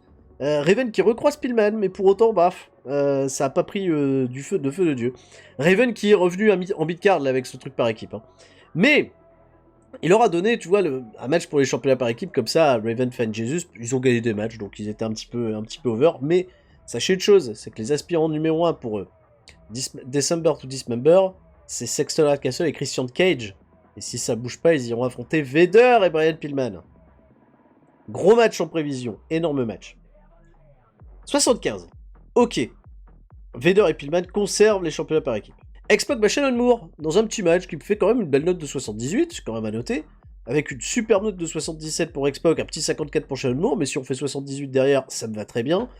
Bon catch, des centres-actions de la part du public, et derrière, X-Pac va défier Rob Van Dam pour un nouveau match de championnat pour le championnat junior. Il veut une revanche. Petit segment par contre qui me fait qu'un petit 62. Rob Van Dam au micro, c'est pas toujours... voilà, et même X-Pac, c'est bizarre. Bon, ça me fait une petite note. Dirty White Girl qui est là pour être jolie. Francine apparemment qui était là aussi pour Rob Van Dam puisqu'elle le manage. Bubber et Dudley contre le Great Sasuke dans un match hardcore pour la décode, pour avoir un match hardcore sur le truc, voilà. Bah, Bubber et Dudley et Great Sasuke ont une superbe chemistry. Voilà, et ça aide à leur performance. Bubber et Dudley, Henrik performance de 71, le Great Sasuke 50. Alors ça fait 2 fois que je mets le Great Sasuke dans des matchs hardcore. Là c'est mieux que la dernière fois contre Cage Justice, mais à chaque fois c'est pour jobber. Il aime pas d'ailleurs faire des matchs hardcore, il me le dit. Pourtant il est pas mauvais en hardcore, hein. Ça va, c'est pas dégueulasse. Derrière, un gros 3 contre 3 à la con pour la déconne. Avec Matt Hardy qui va faire équipe avec Rob Van Dam et Hayabusa, hein, qui est blessé, je le rappelle, donc qui est pas en super forme, vont affronter le Lokura Trio, qui va gagner le match d'ailleurs. Psychosis, Laparca, Juventud Guerrera, quand Juventud Guerrera va battre Matt Hardy avec le Juvi Driver. Et de ce fait, avec cette victoire, Juventud Guerrera conserve du momentum. Je vais donc à December to Dismember faire le triple sweat qu'on n'avait pas pu faire la dernière fois. D'ailleurs, au fait, on est dans la Mid-South. Mid-South, je crois, pour ce show. À 1800, c'est pour ça que vous voyez peut-être un petit peu moins de monde. 1800 personnes. Peut-être aussi pour ça que certaines notes de certains catcheurs sont un peu moins bonnes. Matt Hardy fait quand même un bon 64. Rob Van Dam, un petit 69, tu vois, c'est parce que peut-être pas très populaire dans cette région. Psychosis fait une excellente note de 70. Mais il va se fatiguer, évidemment. Il se fatigue à chaque fois, Psychosis, il est crevé à la fin. Vince McMahon révèle le nom des participants pour un four-way, pour déterminer l'aspirant numéro 1, dont va faire partie Tommy Dreamer qui est à l'écran. C'est le dernier qui est annoncé. Terry Funk, le Sandman, Chris Benoit et Tommy Dreamer. Tommy Dreamer qui fait donc son retour à Hardcore TV après avoir perdu contre Brian Pillman. Tommy Dreamer qui a une chance potentielle pour être aspirant au titre au vu de l'expérience. Voilà. Hein, c'est pas ses dernières performances contre Pillman, mais Pillman est champion par équipe donc il peut pas. Voilà. Faut un petit peu séparer les compétitions, c'est ce qu'a dit Vince McMahon. Soyons sérieux. Et donc dans ce match qui est notre main event, qui fait qu'une petite note de 70, alors que quand même on a 4 excellents catcheurs, dans ce match qui a du superbe catch, et une très très bonne bah, Terry Funk va battre le Sandman, Tommy Dreamer et Chris Benoit en 19 minutes 23. Chris Benoit était le premier à éliminer, ensuite le Sandman et finalement Tommy Dreamer. Terry Funk était au-dessus de tout le monde en termes de in-ring, fait d'ailleurs une super note de 90, il est off his game, hein. Par contre il a fait un match de 19 minutes, pépère, mais il sera aspirant numéro 1 au championnat de Steve Austin. Ça va un petit peu faire de la transition avant de ramener Vader au premier plan. Sépare un petit peu les programmes. Il y a un Funk Austin, c'est toujours bien Funk Austin, donc ça peut me faire une très bonne note pour December to Dismember. Tommy Dreamer, vraiment moyen, hein, 69, après Mid-South. Donc voilà, Terry Funk, Mid-South, c'est un petit peu plus son domaine. 75, on gagne de la popularité un petit peu partout. Dans une région où on est beaucoup moins populaire, je trouve que 75 est une note bien décente. Des mails, tout de suite, allons-y. Avec, je pense, des recommandations, encore une fois. John Jesus is a natural talker. Donnez-lui plus de promos, me dit Chris Benoit. On va essayer. Hardcore TV 2.56, correct. Great Sasuke est fatigué. Terry Funk, fatigué. Catch samedi quand même. Attention, hein. Mike Yoda. Oui, bah il va signer avec WWF. De toute façon, on n'avait pas... Non, j'allais pas m'aligner. J'allais certainement pas m'aligner. Ok, donc on a XTV à se booker, puis on avance vers December to Dismember. Et après on a encore un Hardcore TV, un XTV. Quel épisode incroyable, enfin, épisode 37, la folie. Allez, incident avec Rob Van Dam, hein, XTV, bah évidemment. Rob Van Dam, pourtant, qui avait un peu amélioré son comportement avec Vader, bon bref. Je sais plus. Oui, bon enfin... Mais pour autant, voilà, il s'est pointé tard à un meeting avec un road agent. Amende, fine, voilà. Pas content de la décision. Kid Cash non plus, d'ailleurs, pas content. Allez vous faire voir, les mecs. Vous comportez-vous mieux. Enfin, Rob Van Dam. Very négative influence à Rob Van Dam. C'est pas super. C'est pas super chouette. Petite information, peut-être que vous allez découvrir ici. J'ai signé Hiroyuki Uno. Mais qui est Hiroyuki Uno? Eh ben, c'est un nouvel arbitre qui va pas encore débuter, mais qui va arriver prochainement. Qui n'est nul autre que monsieur Red Shoes Uno. Oui, Red Shoes Uno. Bien avant qu'il soit chez New Japan Pro Wrestling, il est dans le jeu, il a des super notes d'arbitre. Donc, comme j'ai pas eu Makioda, mais moi j'ai signé un excellent arbitre. Et j'ai donné des contrats signés d'ailleurs à mes arbitres, ce qui va me faire des économies d'ailleurs. Parce que les arbitres étant utilisés très fréquemment, ça va me faire des économies de les signer. Donc tant mieux, quelque part. XTV qui débute avec la première confrontation entre Vader et Pillman, les nouveaux champions par équipe, je le rappelle, contre Sexton Hardcastle et Brian Cage. Les 4 hommes s'affrontent à December to Dismember. Confrontation qui se fait sous le couvert de Paul Heyman, qui est chez lui dans son petit XTV, là il est bien. On est dans les Grands Lacs d'ailleurs, 2948 personnes, bonne ambiance, plutôt simple, plutôt sympa. Première confrontation entre tous ces hommes, et on sent déjà qu'il y a une tension incroyable entre Pillman et Sexton Hardcastle. Il faut dire que Pillman, il a buté Raven, qui est un petit peu le mentor dans l'esprit de Sexton Hardcastle et de Christian Cage. Il a buté Tommy Dreamer derrière, et Sexton Hardcastle, c'est un petit peu, tu vois, l'élu peut-être pour être le nouveau visage de la SW à l'avenir. Et Pillman est un petit peu en train de défoncer tout le monde, donc Pillman fait un super boulot au micro, et puis il a Vader avec lui, tu vois, pour se la péter, et puis les deux hommes comprennent bien, tu vois, Vader et Pillman finalement, puisque l'association a fait qu'ils se retrouvent champions par équipe. Sauf que Sexton Hardcastle, Christian Cage, voilà, c'est les chouchous du bordel, ils sont hyper bons, quoi. La storyline de l'expansion perd de la hit, ça c'est dommage, parce que en effet, il y a Heyman et Vader qui sont associés. 90 de rating, cela dit, c'est quand même un truc incroyable, mais la storyline était montée à 95, donc ça l'avait monté, voilà. Tout le monde fait du bon boulot, d'ailleurs, Christian Cage fait un super boulot en improvisant au niveau du micro. Les notes globales sont bonnes, 90, gros segment, et ce soir dans le main event, se faire un petit avant-goût, Brian Pillman affrontera Christian Cage. Alors, c'était un show un peu compliqué, tiens, j'en parle tout de suite à monter parce que, à part Christian Cage et Brian Pillman, j'ai voulu le moins possible fatiguer mes catcheurs pour le pay-per-view du lendemain, éviter qu'il y ait des surprises. Donc là, par exemple, j'ai fait un match, on se branle royal, entre Easy Cash, la nouvelle équipe formée par Easy Banks, anciennement Chavo Guerrero, et Kid Cash, contre Billy Kidman et Ron Killings, pour la déconne. Voilà, et retrousse. Bon, ça me fait un 64 qui est pas si décollant que ça. Kid Cash va gagner. Voilà, on s'en fout. Ron Killings fait une note de 27. Derrière, voilà, Kid Cash fait quand même un très solide 68. Ok, ça me va. 64. Je les utilise pas demain, je pense pas. Enfin, je les utilise pas au pay-per-view. Bullpen, Al Snow, Pitbull Durante et Pitbull Wolf se confrontent avant de s'affronter dans un gros hardcore match à December to Dismember. Voilà, comme ça personne se bagarre.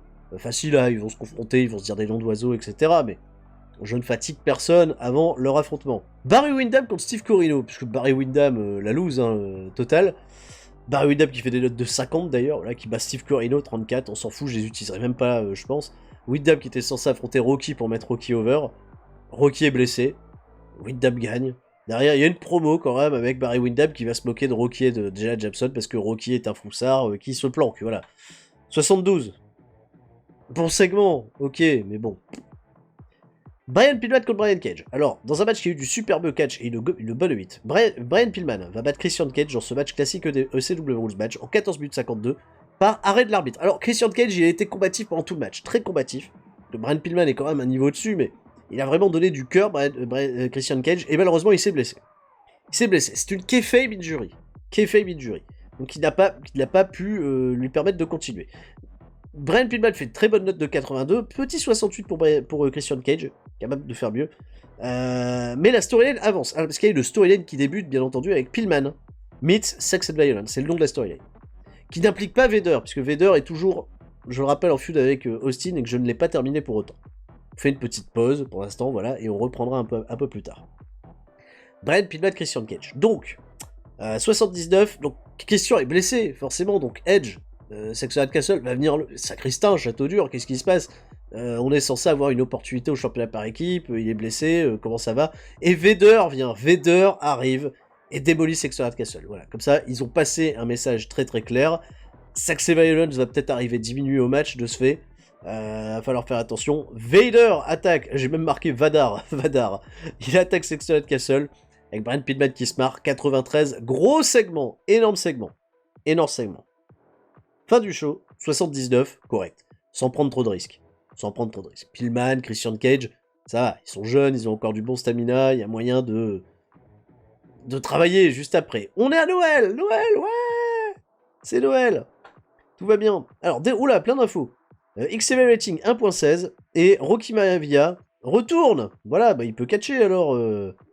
Attends, Hardcore TV dans 4 jours, j'ai merdé. Ah, je l'ai mis en 4ème semaine. Je l'ai mis en 4ème semaine, donc de ma faute. J'ai mis ça en 4ème semaine, donc on va terminer. On va se rebooker un Hardcore TV. Hein. Je suis tellement habitué à la 3ème semaine, mais je l'ai mis aussi en 4ème semaine, celui-là. Donc, December to December, on va se faire une semaine de build-up supplémentaire. Je pense pas que ça soit si décollant de s'en faire une de plus. En plus de ça. Bon, bah écoutez. Négociation avec Norman Smiley, qui rejoint la compagnie. Bah écoute. Hein, do the wiggle. Norman Smiley qui rejoint la compagnie, je pense que ça peut être... ça peut être intéressant, je sais pas, voilà, il faut que je choisisse un push pour Norman Smiley. En plus, c'est une star que je vole à UWA, avec qui je suis un peu en compétition. Donc Norman Smiley, oui, qui doit d'abord terminer son truc avec UWA, qui a pas des super notes, hein, popularité c'est bas, il va plus me servir de jobber, hein, plus qu'autre chose. Un jobber de talent, cela dit. Assez talentueux, Norman Smiley. Clairement, hein, sous-côté Norman Smiley, très bien. Donc c'est la merde, hein. C'est la merde vis-à-vis de Rob Van Dam, qui me fait une demande de release request from Rob Van Dam. Donc release request, c'est vraiment pas bon. Rob Van Dam n'est pas content et veut se barrer. Il a demandé à être relâché de son contrat. Je n'aurai rien à payer, si j'accepte, je n'aurai pas à payer jusqu'à la fin de son contrat. Donc je vais rejeter le truc, hein, parce que non, Rob Van Dam, je veux le garder. Hein. Je veux le garder, et tant pis s'il veut se barrer, il est pas heureux chez nous. Il est champion pourtant, hein, champion de junior. Pas heureux pour autant. Et ça va pas, il faudrait vraiment que j'essaye de faire quelque chose pour que Rob Van Dam se calme. Peut-être le mettre, je sais pas, moi, en contact avec Terry Funk, pour que ça parle mieux, j'en sais rien. Mark Curtis a quitté SSW. Bah oui, parce que je l'ai signé, c'est vrai, il va quitter aussi Smoky Mountain Wrestling. Donc j'ai signé Mark Curtis, qui va être uniquement désormais arbitre chez nous. Et Rob Van Dam, big moral issues, hein. Ça va vraiment pas, hein. Upper mid-carder, etc. Mais il a big moral issues. Big moral issues. Ah, il va falloir que j'essaye de faire un medal, que je lui change ses fréquentations, j'en sais rien, mais Rob Van Dam... Je peux pas me passer d'un tel talent, c'est pas possible, Rob Van Dam, qui a des notes, mais particulièrement fantastiques, mais qui est très très compliqué à gérer. Hein. Hyper compliqué à gérer, le garçon. C'est chaud. C'est chaud, il va falloir trouver des bonnes dispositions. Ah ouais, annoyed for not being released. Et il est pas content de la manière dont j'ai géré le dernier incident, tu m'étonnes. Ah ouais, ça va pas être bon. Le show débute avec Vince McMahon qui est encore là, voilà, et qui réunit autour de lui Jesse Ventura et Paul Heyman. Réunis. Écoutez, vu que je suis votre invité d'honneur pour ce mois de décembre, j'aimerais faire quelque chose. Avec votre accord, bien entendu. J'en ai déjà discuté avec Paul Heyman. Hein, parce qu'il arrive un peu neutre. Jesse... Alors en effet, tu sais, il fait le pote Vince avec Jesse Ventura, mais il arrive un peu neutre, tu vois, avec Paul Heyman. Il y a un truc qui me va pas, moi, dans la ECW, la manière dont vous gérez les choses, et j'essaye d'apporter ma vision. Vous avez un gros événement qui arrive là, qui est December to December. Le mec, il donne des conseils, tu vois, à ses compagnies concurrentes. Qu'est-ce que c'est que ce Vince McMahon? On est dans une autre ère. Et là, vous avez séparé les rosters en deux, alors qu'il y a plein d'affiches qui pourraient être faites. Vous pourrez rendre les choses un petit peu plus sauvages. Donc, il va dire à Jesse Ventura et Paul Heyman, cette semaine, dernière semaine, avant December to December, on ouvre la bande d'expansion, on ouvre la bande d'expansion, on ouvre la séparation des drafts. Tout le monde peut venir bosser. Voilà. Moi, ça m'arrange aussi, parce qu'entre les blessés, etc., là, pour composer cette semaine, surtout pour le XTV, où je vais faire bosser peut-être des mecs pour lesquels j'ai pas trop de plans, ça me permettra, voilà, d'assurer au moins les ratings et d'avoir personne de trop fatigué. Donc, c'est la proposition de Vince McMahon, on ouvre les trucs, cette semaine, pas de bande d'expansion. Paul Heyman et Jesse Ventura, il est pas trop chaud, parce que bon, c'était bien de garder Paul Heyman un petit peu à l'écart. Paul Heyman, il fait... il est pas si con, Vince McMahon, finalement. Bon, bref. Il va peut-être s'en servir, Paul Heyman, un petit peu plus tard. Donc Vince McMahon, il arrive, il fout un petit peu son bordel. Le mec, il est invité, mais prend un petit peu ses aises. Mais en même temps, c'est Vince McMahon, donc on sait pas trop sur quel pied lancer. Hein, on essaie de faire plaisir pour les alliances, tout ça. Brian Pillman contre le Great Sasuke. Un match, par exemple. Bon, si, il est champion par équipe, Brian Pillman, donc on aurait pu le faire, il n'y a pas de bande extension qui gêne le bordel. Mais comme ça, pour la déconne, en open match, hein, voilà, c'est plutôt propre, ça fait un 77 pour l'ouverture. C'est un match court, hein, 10 minutes. Great Sasuke qui est là pour faire des jobs. Et Brian Pillman qui est là pour gagner, voilà, 77, pour continuer le bon momentum. Raven Fight Jesus contre les Dudley Boys, programme assez intéressant. Et bien écoutez, les Dudley Boys vont battre Raven Fight Jesus en 12 minutes 02. Après une victoire de Devon Dudley sur John Jesus par pinfall, après le Dudley Death Drop, donc 3D. John Jesus Weak Link, évidemment. On reprend un peu le momentum. Pour l'instant, là, c'est le division par équipe de la mid-card. Vince McMahon, backstage, il est avec Tommy Dreamer, tout ça, voilà. Il va faire des matchs un petit peu exceptionnels. Il parle, je sais pas, il aime bien Tommy Dreamer. Il parle avec Tommy Dreamer. Et ce soir, on va faire un gros match. Grosse surprise sur le main event. Un match qui s'est encore jamais fait, que je suis sûr tout le monde adorera. On verra bien. Non, Tommy Dreamer, ça ne te concerne pas. Ils sont interrompus. Il y a Rocky qui arrive avec J.A. Jameson. Ouais, qu'est-ce que c'est que cette affaire tout le monde peut bouger d'une brand à l'autre. Il y a des gens que j'ai pas envie de croiser quand je viens à Hardcore TV, tout ça. Il se plaint un petit peu du truc. Et Vince lui dit, mais t'es pas en béquille là? Tu vas mieux? Ah, mais il va mieux! Eh ben très bien. Derrière, match par équipe. Tommy Dreamer et Barry Windham contre Rocky Maivia et Lance Storm. Pour la déconne. Bah écoute, ça me fait un bon match, ça me fait un bon 78, mine de rien, cette connerie. Tommy Dreamer et Barry Windham vont battre Rocky Maivia et Lance Storm, quand Tommy Dreamer va battre Rocky Maivia par soumission. Donc il a battu le champion. Rocky Maivia off his game, hein. Par contre, il va falloir le remettre un petit peu dans le bain progressivement. C'est peut-être la meilleure performance ever de Barry Windham qui me fait un 62. 76 pour Tommy Dreamer. On est dans les Grands Lacs. J'ai oublié de le dire qu'on était on est dans les Grands Lacs. Grands Lacs, non, on n'est pas dans les Grands Lacs, je sais plus où on est. Je vois quand même qu'on fait 8300 personnes, donc je pense pas qu'on est dans les Grands Lacs. 61 pour Lance Storm, 65 pour Rocky Maivia. Pour la déconne, là je manquais un petit peu d'inspiration. X-Pac et Juventud Guerrera, les aspirants au championnat junior de Rob Van Dam, font équipe dans un match tag où ils affrontent Van Dam et Hayabusa, qui est toujours un peu blessé, donc il va pas faire les meilleures notes, mais derrière, ça fait quand même un 78 qui est très honorable. Rob Van Dam, in-ring performance de 66, ça commence, son mauvais comportement commence à se ressentir là dans ses notes catchesques. Donc pour l'instant, j'ai pas accepté de le relâcher. J'ai envie de forcer un petit peu. 78 quand même, ça reste un match plus que décent. Steve Austin va se balader backstage, etc. En expansion, qu'est-ce qui se passe? Va se faire attaquer par Raven, Terry Funk, X-Pac, le Sandman, Dirty White Girl. Voilà, l'expansion. Message passé de la part de Terry Funk pour se positionner en tant qu'aspirant numéro 1 en titre de champion de Steve Austin. On fait passer des messages. 88, bon segment, voilà. Prendre un petit peu d'ascendant sur le truc. Enfin, le main event, match inédit. Vader contre Chris Benoit. Je pense pas qu'on l'avait fait. Ça me fait 80, je suis un peu déçu. Vader bat Chris Benoit dans un classique ECW Rules match. Non, on l'avait déjà fait en fait. Il me semble qu'on avait déjà fait des Vader Benoit. En un contre un, il me semble qu'on l'avait déjà fait. Pendant le match, Brian Pillman est venu attaquer Benoit. Bon. Des notes quand même de 93 et 84, mais qui me font qu'un rating de 80. Pourtant, Rona John Nunn, j'ai mis storytelling. J'aurais dû mettre un truc peut-être un petit peu plus claquant. Qu'est-ce qui est négatif? Vader pénalisé, holding back. Holding back pour Benoit aussi, ok. Match court, short late. Ok. J'aurais dû mettre plus long. Bah quand même, voilà. Pénalisé parce qu'il n'est pas associé à une storyline. Pour le main event. Ah. C'était un petit peu match prestige, match gala, match d'exception. 80. Pas de nouvelles de Sexter Hardcastle et de Christian Cage blessé, on sait pas trop. On découvrira ça à XTV. J'en parlerai à XTV. Dernier XTV avant December to Dismember, qui s'ouvre avec Vince McMahon et Jesse Ventura qui sortent ensemble d'une limousine. D'une limousine parce qu'ils vont être pour la première fois présents à XTV, en tout cas Vince McMahon, lui il va découvrir à XTV. Ah c'est ça le truc qui a été racheté mais pas vraiment, enfin bref.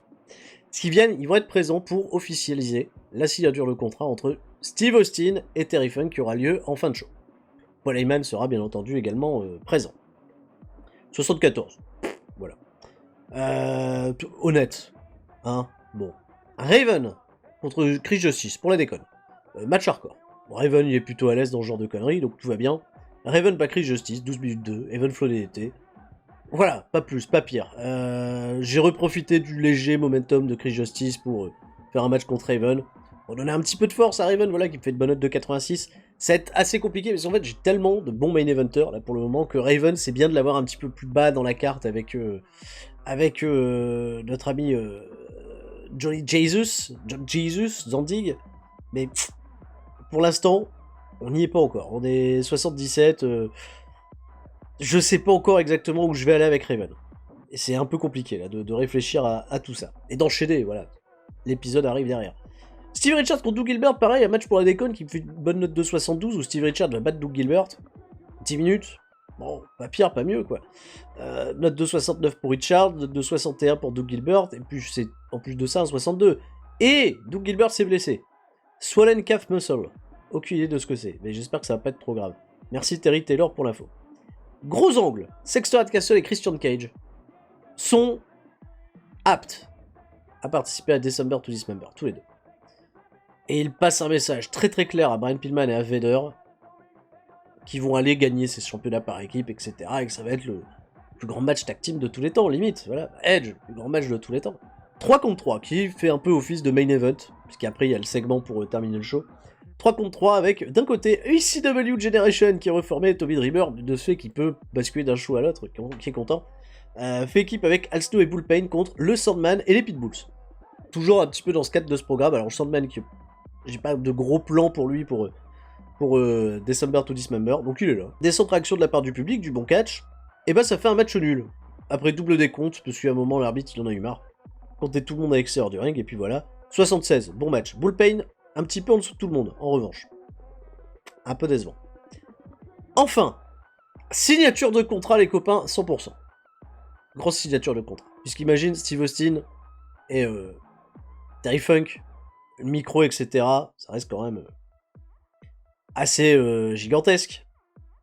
Et dans cette signature de contrat, où assiste bien entendu Jesse Ventura, Paul Heyman, Vince McMahon, qui officie, qui est entre les deux hommes, etc. Ah, bon catch, etc.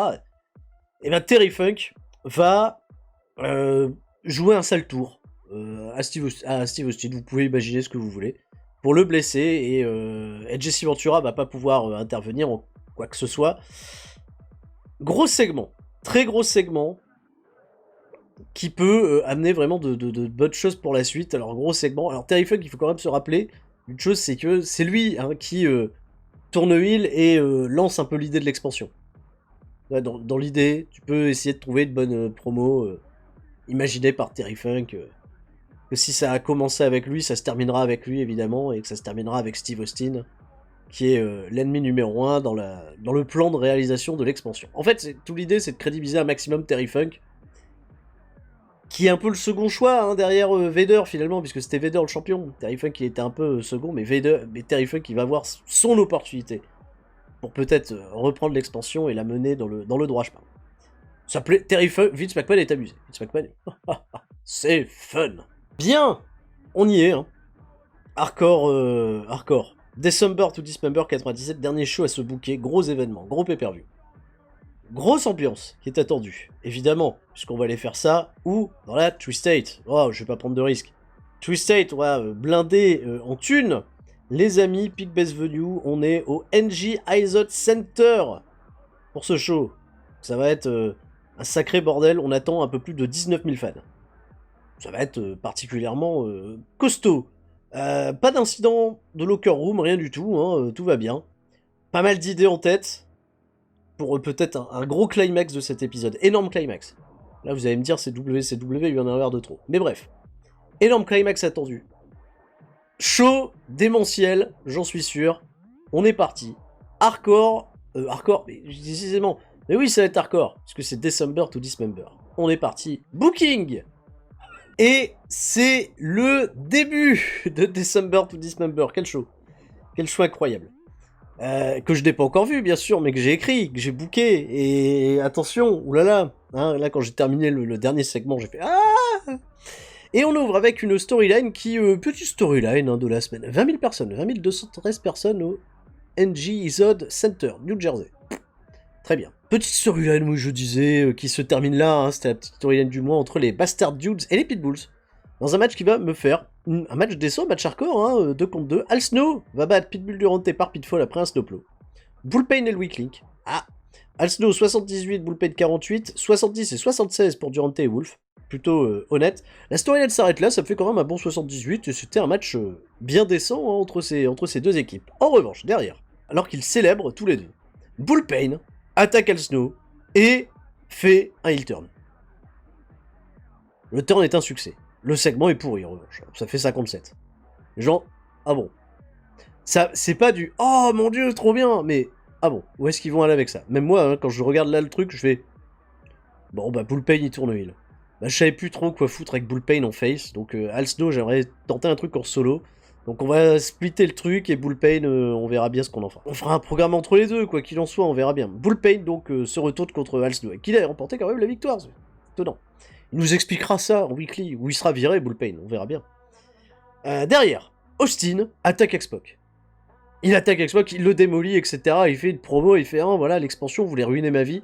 Bah si, pour remonter à Terry Funk et à tous vos saloperies, etc., je vais m'assurer que personne intervienne dans mon match, et je vais aller faire la peau à tout le monde. » Voilà, et il s'arrête, X-Pac, hop, premier, il le chope par le calbut, et il le démolit. X-Pac, il était prévu pour un combat juste après, il devait faire un triple sweat de l'échelle, avec Juventud Guerrera et comment il s'appelle, et Rob Van Dam.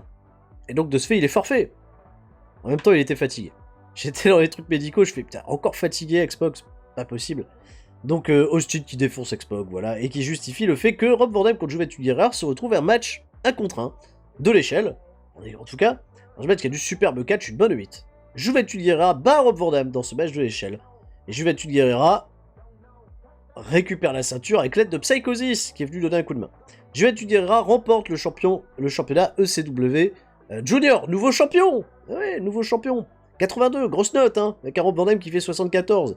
Great chemistry, d'ailleurs, entre les deux, c'est ce qui aide, évidemment, ce match à être un peu meilleur. La storyline se termine ici entre Juventud Guerrera et Rob Van Dam. Rob Van Dam fait la gueule. Rob Van Dam était pas content du tout de perdre ce combat. Ah non, non, il était pas content du tout. Mais bon, faut bien que je sévisse un petit peu par moment, hein, parce que les mecs, ils sont quand même pas bien chouettes, quoi. Mais pour un bon match à 82, c'est une note excellente. Derrière, l'expansion. Ce qu'il en reste, hein, le Sandman, ça s'appelle encore expansion, même si Bubba Ray et Devon Dudley traînent plus trop avec eux. Sandman, Bubba Ray Dudley et Devon Dudley contre Chris Benoit et Raven Fiend Jesus. Et bah c'est une victoire des Babyface, voilà, là c'est un petit peu le programme des gens qui n'ont pas de programme. Chris Benoit bat Bubba Ray Dudley par soumission à la fin. Jesus c'était le weak link. Alors weak link à 54, voilà, derrière il y a un très bon 89 de Raven, hein, qui est très à l'aise. 86 pour Devon, 87 pour Benoit, 74 pour Bubba Ray Dudley, pour dessous, et le Sandman avec 79. 75, match honnête, 3 contre 3, peu importe. Et derrière, après le match, alors que tout le monde est en train de se barrer, le Sandman reste au ring, et Austin sort du public, etc., lui casse la gueule. 74, voilà, un de moins. Austin qui s'est dit, courir après tout le monde, un de moins. Rocky Maivia contre Tommy Dreamer, le championnat TV est en jeu dans un superbe match. Tommy Dreamer va battre Rocky Maivia, ce classique ECW Rules, match par soumission. Tommy Dreamer remporte le championnat ECW TV, nouveau champion, et oui! Ça va pas, Rocky, ça va pas, là, c'est pas très bon, donc on va essayer de l'associer à Tommy Dreamer, avec qui on fait des bons matchs, avec Tommy Dreamer, et qu'il n'y a pas de programme, véritablement, pour le remettre sur le championnat TV. Je sais, c'est un peu étonnant, mais je pense que ça peut être une bonne chose. Et surtout, derrière, il y a une storyline qui va démarrer, puisque Tommy Dreamer va célébrer son titre, et il est félicité par Vince McMahon et Jesse Ventura, qui sont là. Vince McMahon, il est venu, il a suivi tout le mois, donc il est venu avec Jesse Ventura, ils ont salué Tommy Dreamer, retour gagnant pour Tommy Dreamer, malgré s'être effondré dans son dernier programme contre Brian Pillman, il est resté fort, et Bula McGillicuddy, l'ancienne Madame Tommy Dreamer, va venir au ring, qui manageait Chris Benoit, mais manage plus Chris Benoit. Elle va venir au ring, féliciter son ex-mari, peut-être qu'ils vont se réconcilier, 2 ans plus tard, on verra bien comment ça se passera. Brian Pillman et Vader contre Sex and Violence. Je vous avais dit qu'on allait faire un match exceptionnel entre ces deux équipes. Ça n'a pas manqué, on a un nouveau record. On a pété le record des meilleurs matchs de la LCW 2 fois dans cet épisode. Brian Pillman et Vader contre Sex and Violence me fait un 96 de rating. 96. 96 dans un match décrit comme exceptionnel. Brian Pillman et Vader vont battre Sex and Violence dans ce classique ECW Rules match en 18 minutes 39, quand Brian Pillman va battre Christian Cage par pinfall après un Air Pillman, après que Kimona Wanaleya, qui manage Brian Pillman bien entendu, soit intervenu. Pillman et Vader font leur seconde défense de titre des championnats ECW World, et que dire de cette storyline qui est un petit peu fantastique et qui me fait du 96. J'ai mis un gros Steal the Show, hein. Alors Roda Jot, y a pas grand chose, hein. Steal the Show, Pillman vainqueur, match au finish un peu teinté. Pas plus de consignes. Pas plus de consignes, les mecs m'ont fait un 96. Il y a encore un son de performance pour Sexual Castle, hein, qui est un petit peu au-dessus du game là en ce moment, il est un peu fantastique. Donc on va pas s'arrêter là, évidemment, hein, dans ce programme qui est un petit peu fantastique. Voilà, c'est les meilleurs matchs de tag qu'on ait fait à ce jour. les meilleurs matchs de la compagnie. Comment passer après un tel truc? Bah, Vince McMahon et Jesse Ventura, qu'on va retrouver un petit peu plus tard backstage, Vince McMahon dit à Jesse Ventura, écoute mec, j'ai passé un mois super. Alors je sais, je vais devoir rentrer à la maison, voilà, je vais devoir rentrer chez WWF, je suis arrivé à mes 5 apparitions. Mais écoute-moi bien, Jesse Ventura, t'as bien fait d'être venu me trouver, etc. pour m'attarder un petit peu sur ce qu'est ECW. J'ai passé un super moment. Et tiens, j'ai 2 millions de dollars pour la ECW. Parce que je trouve qu'elle est fantastique. 2 millions de dollars. Ouais, 2 millions de dollars pour la ECW. Parce que vous me régalez, quoi. Vous êtes le catch de demain. Je vois bien qu'avec WWF et mon Undertaker contre Mabel, on galère. Je sais pas. Avec Jeff Jarrett champion, qu'est-ce que tu veux faire? Je pense que ça peut être un bon investissement et on fera du bon business ensemble à l'avenir. Donc 2 millions de dollars. Mais bon, voilà, je vais te les remettre. Voilà, quand même laisser passer le show. Parce que Jesse Ventura, il voit l'argent, il fait ouais. Calme-toi, Jesse, calme-toi. On va attendre un petit peu plus tard, à la fin du show, pour te les remettre. Barry Windham, Matt Hardy, Stevie Richards et le Great Sasuke contre Lance Archer, Lance Storm, La Parka et Easy Cash. Match, j'en ai rien à foutre. D'ailleurs, j'ai même mis Calm the Crowd. Calmez-vous, tous, tout le monde se calme. Dans un match décent, bah les Babyface ont battu les Heels, voilà, pas pire. Et Stevie Richards a battu Kid Cash, parfait, au final. On s'en fout, c'est histoire de calmer. Je savais qu'on allait avoir un match, je m'attendais pas à 96, mais un match un peu fou. Donc petit match pour calmer les esprits, avant de se concentrer vers le main event. Peu importe. Austin fait une grosse promo sur Terry Funk et sur Paul Heyman. Les mecs, attention, parce que là vous avez réveillé le pire de Steve Austin. Le pire de Stone Cold Steve Austin. Et je suis vraiment pas content. Et je vais foutre un bordel pas possible. Et Terry Funk, expansion, pas expansion, peu importe, ça va chauffer pour ton cul. Ce soir, toi et moi, 1 contre 1, le titre en jeu, grosse bagarre. Un match qui me fait, t'imagines encore un match à plus de 90. Dans un match décrit comme exceptionnel. Terry Funk va battre Steve Austin dans ce match en cage. Pour qu'il n'y ait pas d'intervention, j'ai fait un match en cage. En 18 minutes 12 par soumission après un speak to hold, après l'intervention de Vince McMahon, nouveau champion de la ECW, Terry Funk. Et oui, je pensais que c'était qu'une transition. C'était un match de transition avec Austin, etc. Et Funk prend le titre. Austin et Terry Funk ont une super chemistry et ça apporte beaucoup au match. Mais surtout, le truc le plus important, c'est que Vince McMahon réalise ici un heel turn. Qui est un désastre complet d'ailleurs. Parce que bon. Parce qu'en même temps, après, je vais plus utiliser McMahon. C'est marqué désastre complet. Je m'en fous, ça me fait 92, peu importe. McMahon a aidé l'expansion. Enfin, l'expansion. Quelle expansion? Il a aidé Paul Heyman. Il a aidé le... Mais... Et Vince McMahon va prendre le micro et dire screw you Jesse Ventura. Screw you Steve Austin. J'ai 2 millions de dollars que je remets sur un plateau d'argent à Paul Heyman pour qu'il rachète la ECW. Et il prend tous les contrats qu'il avait en accord avec Jesse Ventura, etc. Il re-signe tout à Paul Heyman. Et Paul Heyman, il fait et Terry Funk et tout ça. Et il bute Austin. Et il bute Jesse Ventura. Et on fait n'importe. Et c'est Vince Russo qui arrive. Non, je déconne. Mais 89 quand même. Gros segment. Vince McMahon pas terrible dans ce segment. Mais bon. Vince McMahon. Voilà. Comme ça, on le revoit plus. Paul Heyman est de retour au contrôle. En contrôle. Jesse Ventura, il passe à travers une table. Austin, limite, il est pendu. Voilà. On fait un truc horrible. Un gros segment horrible. Voilà. Qui fait Rousseau Soir va fond la caisse. Hein, voilà. Cliffhanger de fou. Paul Heyman reprend le contrôle de toute la ECW. Parce que Vince McMahon, en fait, s'est foutu de la gueule de tout le monde. Il n'y a rien à foutre. Faites ce que... J'ai 2 millions de dollars, tiens, je les redonne à Paul Heyman. Et Paul Heyman reprend sa ECW. Jesse Ventura partira riche. Mais blessé. Fin du show. Il me fait une note de 91. Est-ce qu'on a fait une note de 91 un jour pour un show ECW? C'est la meilleure note qu'on ait fait jusqu'à présent pour un show ECW. C'est de la folie. Qu'est-ce qui se passe? On est arrivé un cran au-dessus.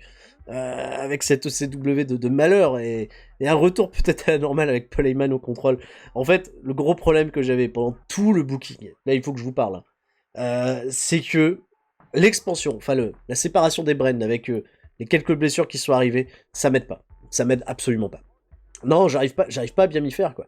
Et j'aimais bien la manière dont je gérais un roster un petit peu plus bis, avec XTV, avec des mecs que j'utilisais un peu moins, mais que j'utilisais quand même, s'il le fallait, sur mon choix Hardcore TV. Je vais mettre quand même la priorité sur Hardcore TV, et XTV qui fait quand même de moins bons ratings, je vais laisser ça pisser, pas en dual brand, je vais relaisser ça plus en branche de développement, comme le faisait avant, sous la gouvernance d'Heyman. Je savais pas du tout où j'allais en fait avec Jesse. Je vous l'avoue, hein. J'ai fait comme Vince McMahon chez WWE. J'ai un début de storyline, je savais pas où j'allais. Et j'avais pas de plan véritablement sur le long terme. Et quand j'ai pris Vince McMahon, je me suis dit, le truc avec Vince McMahon, c'est que ça peut être un peu cool, mais que ça peut surtout se retourner contre Jesse Ventura. Alors ça a fait un turn immonde hein, pour Vince McMahon, parce que dans le jeu, il est peut-être pas codé comme on l'espérait, tu vois, mais ça peut faire des choses intéressantes. Donc Vince McMahon rentre au bercail. Comme ça, j'ai pu l'utiliser. J'ai fait un mois complet avec. 91. Petit speech. On va parler notamment aux gens qui font la gueule. Tiens, je vais féliciter Rob Van Dam pour sa bonne performance malgré qu'il fasse la gueule. Je vais féliciter Paul Heyman pour lui dire qu'il est fantastique parce que lui aussi, Big Moral Issues, il me casse les couilles. Praise for great performance, carrément. Et Lance Storm, même s'il a rien foutu, c'est parce qu'il fait la gueule, Lance Storm, mais ça m'embête qu'il fasse la gueule. Je vais dire qu'il a fait une super performance. Donc il est content, et il est content. Voilà, comme ça, c'est fait. Hop, Rouse et Johnny Ace en photo de profil. John Laurinaitis. Imagine à l'ECW de John Laurinaitis, qu'est-ce que ça ferait? Enfin bref. Les amis, après ce show totalement fou, ça va être le moment de passer à la fin la fin des haricots. J'ai envie de dire. Lady Alexandra veut une augmentation, donne-lui un peu de sous. Elle mérite. Psychosis. Ah bah, il a toujours pas re-signé. Donc Rob Van Dam, Major Moral, c'est plus Big, c'est Major. Paul Heyman, c'est Moral Issues. Donc si on lui parle bien à la fin des shows, ça va. Lance Storm, encore Moral Issues. Et Great Sasuke, Moral Issues, ok. Bon. Qu'est-ce que tu veux que je te dise? Non, Rob Van Dam, il est content, je lui ai bien pas... Non, furieux après le booking du match, furieux. Mais happy à petit Suicide booking, mais furieux après ce booking là. Bon, il est chiant, hein, Rob Van Dam. Vous inquiétez pas, je vais essayer de sauver la mise avec Rob Van Dam. Hostile Opinion, Phil Durante ne connecte pas avec les fans. Pitbull, Phil Durante, ça n'existe pas quoi. C'est Anthony Durante. Pitbull Durante ne connecte pas avec les fans. Encore, décidément, il l'aime pas, hein. Great Sasuke a besoin de souffler. Sandman s'est blessé. Broken Neck. Chris Benoit s'est blessé. Vince McMahon quitte la ECW. Alors, qu'est-ce que c'est que ces blessures? Le Sandman, 1 an. Ah ouais, Broken Neck. Ah, le Sandman, c'est 1 an. Ouh, on va devoir faire les chirurgiens. 1 an pour le Sandman. 1 an et 1 semaine. 1 semaine, ils ont précisé quand même. Broken Neck. Chris Benoit, c'est 6 jours. Il s'est juste cassé les doigts. Doug Gilbert, 26 jours, hein, quand même, le Swollen Calf Muscle. Et Hayabusa, il a encore 3 jours. Le Sandman, 1 an. 1 an de blessure pour le Sandman, la vache. Quelle blessure. Incroyable. Mais je pense qu'on peut aller opérer. On peut aller opérer le Sandman. Le Sandman, allô, docteur, qu'est-ce qui se passe? Le Sandman, il est où? Il est là. View profil. Bien un truc à faire, physical. Je sais plus comment on fait pour faire une opération. Non, ou alors c'est dans Medical, hein, directement, je sais plus. Medical. Hop. Sandman. Je sais plus comment on opère quelqu'un. On peut faire une opération. Vous me le dites dans les commentaires. On va essayer d'opérer le Sandman. Je sais plus comment on fait. On va essayer d'opérer.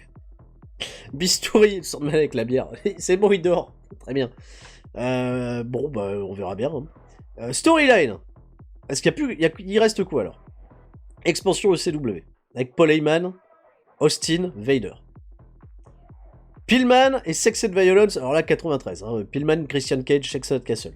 Malenko Benoit, 47. Mais bon, je pense que je vais me la terminer là, la storyline, parce que ça sert strictement à rien de la continuer. Dreamer Rocky qui vient de commencer. Va falloir que je réfléchisse à une nouvelle storyline. Vraiment. Un point, alors non, pas un point maintenant. D'abord, parce que quand même, ce show quoi. December to Dismember, feedback has been excellent. Respect gold from this show, impeccable. Donc on a fait quand même une grosse performance. Mais, il va y avoir quelque chose de très important, qui va probablement vous tenir en haleine jusqu'au prochain épisode. Quand je vais avancer d'une journée, c'est filou, ce que je vais faire. Il n'y aura pas que le bilan économique. Il y aura également le passage à l'année 98 et on va révéler le top des meilleurs catcheurs de l'année, des mecs les plus récompensés, le Power 500 qui va se remettre à jour, et tout ça. Je m'attends à voir énormément de catcheurs au CW dans le top, on a fait quand même des merveilles.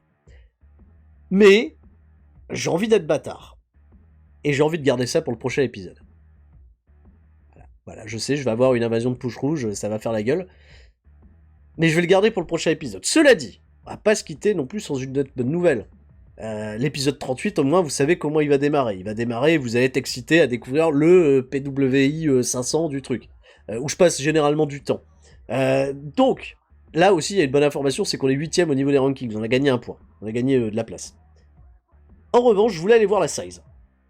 Pour vous montrer, pour vous faire le petit comparatif. Ça, c'est aujourd'hui, ça, c'est avant. Ah, qu'est-ce qui se passe? Si, c'est bon, ça, c'est avant. Donc, vous voyez qu'on a pris, là, retenez un petit peu les notes que vous voyez. Ça a pris grave en popularité. On a pris quasiment... Alors, les Grands Lacs, on a pris 3 points. Mid-Atlantique, on a pris qu'un point. Mais tous les autres petits trucs comme, voilà, vous voyez, Mid-South, Mid-West, ça grimpe. New England a grimpé aussi. Alors, Tri-State est passé à 71. Il y a plein de choses qui ont grimpé qui sont plutôt très très chouettes. Alors, Québec-Ontario est à 14. Le Québec-Ontario, c'était déjà à 14. Donc ça bouge plus. L'Angleterre, pareil. Et tous les pays en dessous, il y a des petits 6 qui passent au 7, mais pas pire. Par contre, voilà, ce qui est très intéressant, c'est de voir que, par exemple, le South-East est à 55 alors qu'on a débuté à 52. Il y a quand même une progression qui est très très chouette. Ce que je compte faire quand même pour les prochains épisodes, notamment au niveau de XTV, c'est de rebasculer sur un format où je vais mettre peut-être des catcheurs un peu moins importants, et aussi pour gagner du temps sur la production des épisodes, parce que là, j'avoue, les mois sont hyper longs à booker.